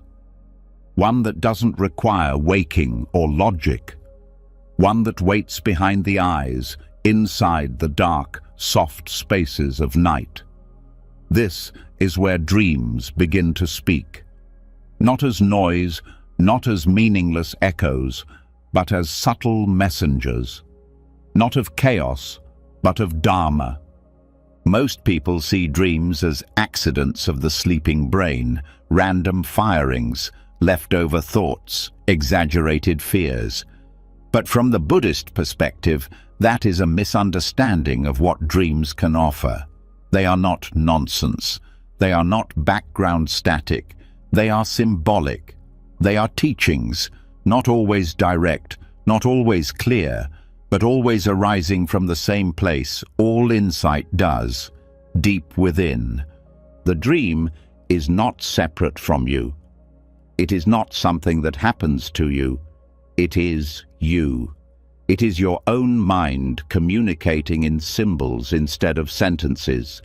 And when it's met with curiosity instead of dismissal, it begins to reveal its meaning. Not like a textbook, but like a mirror. In Buddhist tradition, dreams are often seen as messengers from the subconscious, or more accurately, from the mind below the surface of ordinary awareness. When the conscious mind rests, the deeper layers begin to rise. What's unresolved, what's repressed, what's ignored, it all begins to reshape itself into images, stories, feelings, not to confuse you, but to show you something. This showing isn't always comfortable. A dream might present fear, or loss, or confusion, but it's not punishment. It's reflection. It is the mind's attempt to integrate what's been fragmented, to speak truth in a language that escapes the control of the ego. Because when you're asleep, you're no longer editing, you're no longer performing, you're no longer pushing, and so the messages come through. One of the most important shifts is to stop labeling dreams as just dreams. That phrase becomes a wall. It shuts down inquiry. It says, "This is not useful." But what if every dream, even the strange ones, even the uncomfortable ones, carried insight? This doesn't mean turning dreams into prophecies. It means turning toward them with a new kind of listening, asking, what is this dream showing me about how I feel? What is it showing me about what I avoid? What is it reflecting about my relationships, my beliefs, my fears, my hopes? When you view dreams through the lens of Dharma, they become like nighttime koans, paradoxical, symbolic, sometimes confusing, yet powerful. They do not speak in facts, they speak in metaphors, and that's what makes them effective. They bypass logic, they bypass the surface, they go straight to the heart of what the mind is really processing. In many Buddhist traditions, practitioners are encouraged to pay attention to dreams, not because dreams are more important than waking life, but because they are made of the same mind. What appears in a dream is not less real, it's differently real. It's an expression of the same mental formations that shape your waking perception. Only now, you're seeing them stripped of disguise. This makes dreams powerful allies in understanding karma. Not karma as punishment, but karma as cause and effect. What you carry during the day, the emotions you suppress, the beliefs you carry, these become the seeds that bloom in your sleep. And if you pay attention, those dreams can show you what's still holding on beneath the surface. For example, if anger appears in a dream, the goal isn't to reject it. The question becomes, where is this anger still alive in me? If a fear shows up, you don't need to run from it. You ask, what in my life am I still bracing against? If a peaceful moment arises, let it remind you that joy is still accessible, even when the mind is quiet. Dreams can also reveal attachments, the clinging to outcomes, the fear of letting go, the identity the mind won't release. All of it is present, just dressed in imagery instead of language. And when you greet those images with Buddhist presence, non-judgmental awareness, curiosity, compassion, you begin to learn not just about the dream, but about yourself. This isn't about becoming obsessed with interpretation. It's about allowing dreams to be part of your practice, noticing their themes, seeing their patterns, trusting that what rises in sleep is not random. It's relevant. It may not always be clear, but it always carries something for you, and sometimes dreams offer direct insight. You may find yourself experiencing compassion in a dream in a way that feels more real than waking life. You may cry in a dream and wake up feeling released. You may face something you've been avoiding and wake up with more courage. These are not fantasies. These are teachings, your own mind becoming your teacher. The Buddha himself taught that all things are mind-made, that our experience, waking or dreaming, is shaped by perception, that nothing is outside awareness. This means that the wisdom you're looking for is not somewhere else. It's already speaking, even while you sleep. You don't need to remember every dream. You don't need to record everything. You simply need to shift your relationship with what appears, not dismissing it, not clinging to it, just noticing, with presence, with openness, with the willingness to ask softly, "What are you trying to show me?" This kind of dream awareness deepens your connection to your own inner world. It makes the night part of your spiritual path. It turns rest into more than recovery. It turns it into reflection. You begin to trust that sleep is not a break from awareness, but an extension of it. And even when the dreams are unclear, even when they seem fragmented or strange, they still offer practice, because they remind you of impermanence. One moment flows into another. The story shifts. The setting dissolves. Just like waking life, the dream shows you how nothing holds, nothing stays. And this insight, repeated night after night, becomes part of your wisdom. Let tonight be a soft return to this truth, that the night is not blank, it's full, that your dreams are not mistakes, they're messengers, that you don't need to force understanding, you just need to be present. And in that presence, the teachings will come, not always clearly, not always comfortably, but always from within, always shaped by what's most true. Because the mind, when left alone to speak, speaks honestly. So rest tonight, knowing that your dreams are not distractions. They are reflections. Trust them. Learn from them. Let them show you what your daytime eyes could not see. They are not random. They are not wrong. They are just another voice in the silence, another mirror in the dark, another step in the path. Listen and learn, even here, even now, even in sleep. And once you've opened your awareness to the subtle wisdom hidden in dreams, once you've begun to see your subconscious not as chaotic, but as deeply instructive, a deeper stillness gently calls to you. Not another technique, not another mental strategy, but a soft invitation to step even closer toward quietness. This next practice is a simple, powerful return, a return to silence itself. It's not silence as emptiness, but silence as sanctuary. This is the noble silence before sleep, the intentional reduction of external stimulation that signals to your body and mind that the day has ended and rest can finally begin. In Buddhist traditions, noble silence is not merely the absence of speech or noise. It is a deliberate and respectful space created to support clarity, insight, and rest. Often practiced during retreats, noble silence is an intentional act of compassion toward oneself and others, offering a reprieve from the constant noise and busyness of daily life. But you don't need a retreat to experience its benefits.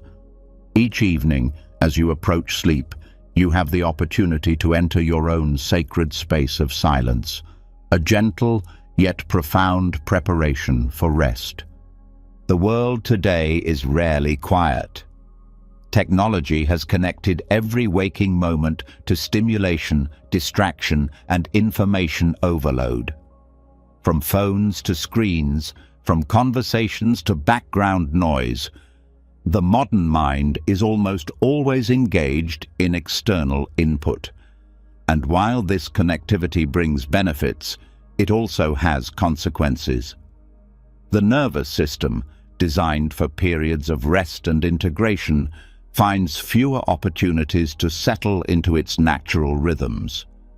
This constant stimulation creates subtle stress, making effortless rest difficult and deep sleep elusive. But when you cultivate noble silence before bedtime, you're offering your mind and body exactly what they've been craving: a clear, open space to relax. The practice involves gently reducing external stimulation, not just speech, but also screens, entertainment, social media, and even unnecessary reading or conversations. It's a conscious choice to let go of input, creating a boundary between the day's activities and the sanctuary of sleep. This choice is not a restriction, it's an offering, one rooted in deep compassion. By consciously limiting external noise, you give your nervous system permission to unwind without interruption. When external noise subsides, internal chatter gradually follows. Without constant new information, the mind naturally slows down, the body relaxes, and your breath deepens. Noble silence isn't forced. It's a gentle release, a compassionate decision to stop adding fuel to the fires of mental activity. The power of noble silence comes from its simplicity. It doesn't require perfect conditions or prolonged practice. It can begin by dedicating the final hour of your day to quiet reflection and calm presence. This hour becomes a bridge between waking and sleeping, between doing and simply being. As you reduce external input, your internal landscape changes. Thoughts that once shouted become whispers. Concerns become less urgent. Even the body, sensing this shift, naturally follows, releasing accumulated tension from the day's demands. Practicing noble silence involves more than turning off noise. It also invites a change in attitude. It means releasing the compulsion to fill every moment with entertainment or distraction. It means recognizing the discomfort that sometimes arises in stillness without rushing to escape it. Because, paradoxically, this discomfort signals the very tensions noble silence helps you heal. At first, noble silence might feel unfamiliar. The mind may resist, craving stimulation or looking for something to occupy itself. But beneath this resistance is an opportunity to observe your habits and impulses. You may notice how often the mind reaches for distraction when it feels uneasy or bored. You might see clearly the subtle fears or anxieties that arise when stimulation is removed. Noble silence doesn't hide these insights. It gently reveals them, and in that revealing, you have the opportunity for healing. This practice allows you to witness directly how the mind's craving for stimulation often masks deeper emotional needs for connection, security, or peace. When distractions fade, the underlying truth emerges. You might find unexpressed worries, unresolved emotions, or even hidden exhaustion. By allowing these experiences to surface gently, without judgment, noble silence transforms them from sources of tension into pathways for release. Over time, the body and mind begin to associate noble silence with relief and renewal. It becomes a comforting ritual, signaling that it's safe now, safe to let go, safe to soften. The nervous system, recognizing this quiet routine, responds naturally by lowering stress hormones, slowing the heart rate, and easing muscular tension. Gradually, the practice of noble silence becomes embedded in your biological rhythms, effortlessly preparing your body for deep and restorative sleep. This silence is noble precisely because it respects your need for space and healing. It isn't a mere absence of noise, it's the presence of respect. Respect for the body's wisdom, respect for the mind's natural capacity to settle, and respect for the soul's quiet need to reconnect with itself. In noble silence, you are not deprived, you're gently replenished. And as you regularly practice noble silence before sleep, you begin to notice its benefits extending into your waking life. Your mind becomes calmer, clearer, more balanced. Decisions become easier. Emotions become less reactive. You begin to carry the quiet strength of noble silence into your daily interactions, discovering an inner stability that external noise can't disturb. On nights when your mind feels busy, noble silence offers a comforting structure. Instead of endlessly wrestling with anxious thoughts or planning for tomorrow, you simply return to silence. Instead of trying to fix the mind, you gently withdraw the fuel it uses to spin. Overthinking relies on stimulation. Without it, thoughts naturally quiet down. The simplicity of noble silence offers no drama or complexity for the mind to grasp onto, so the internal chatter naturally softens and peace quietly takes its place. Over time, noble silence builds a kind of spiritual muscle, a capacity for stillness and deep listening that stays with you beyond bedtime. It helps you distinguish between real problems and imagined concerns. It teaches you the value of gentle self-awareness. It reminds you that rest isn't something you fight for, but something you allow by simply removing unnecessary obstacles. This practice doesn't require elaborate preparation. Just gently set a boundary around the final hour before bed. Step back from screens.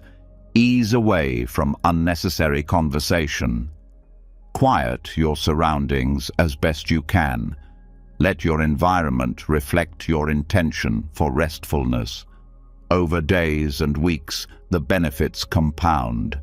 Your nervous system learns to anticipate rest, and your sleep naturally becomes deeper and more healing.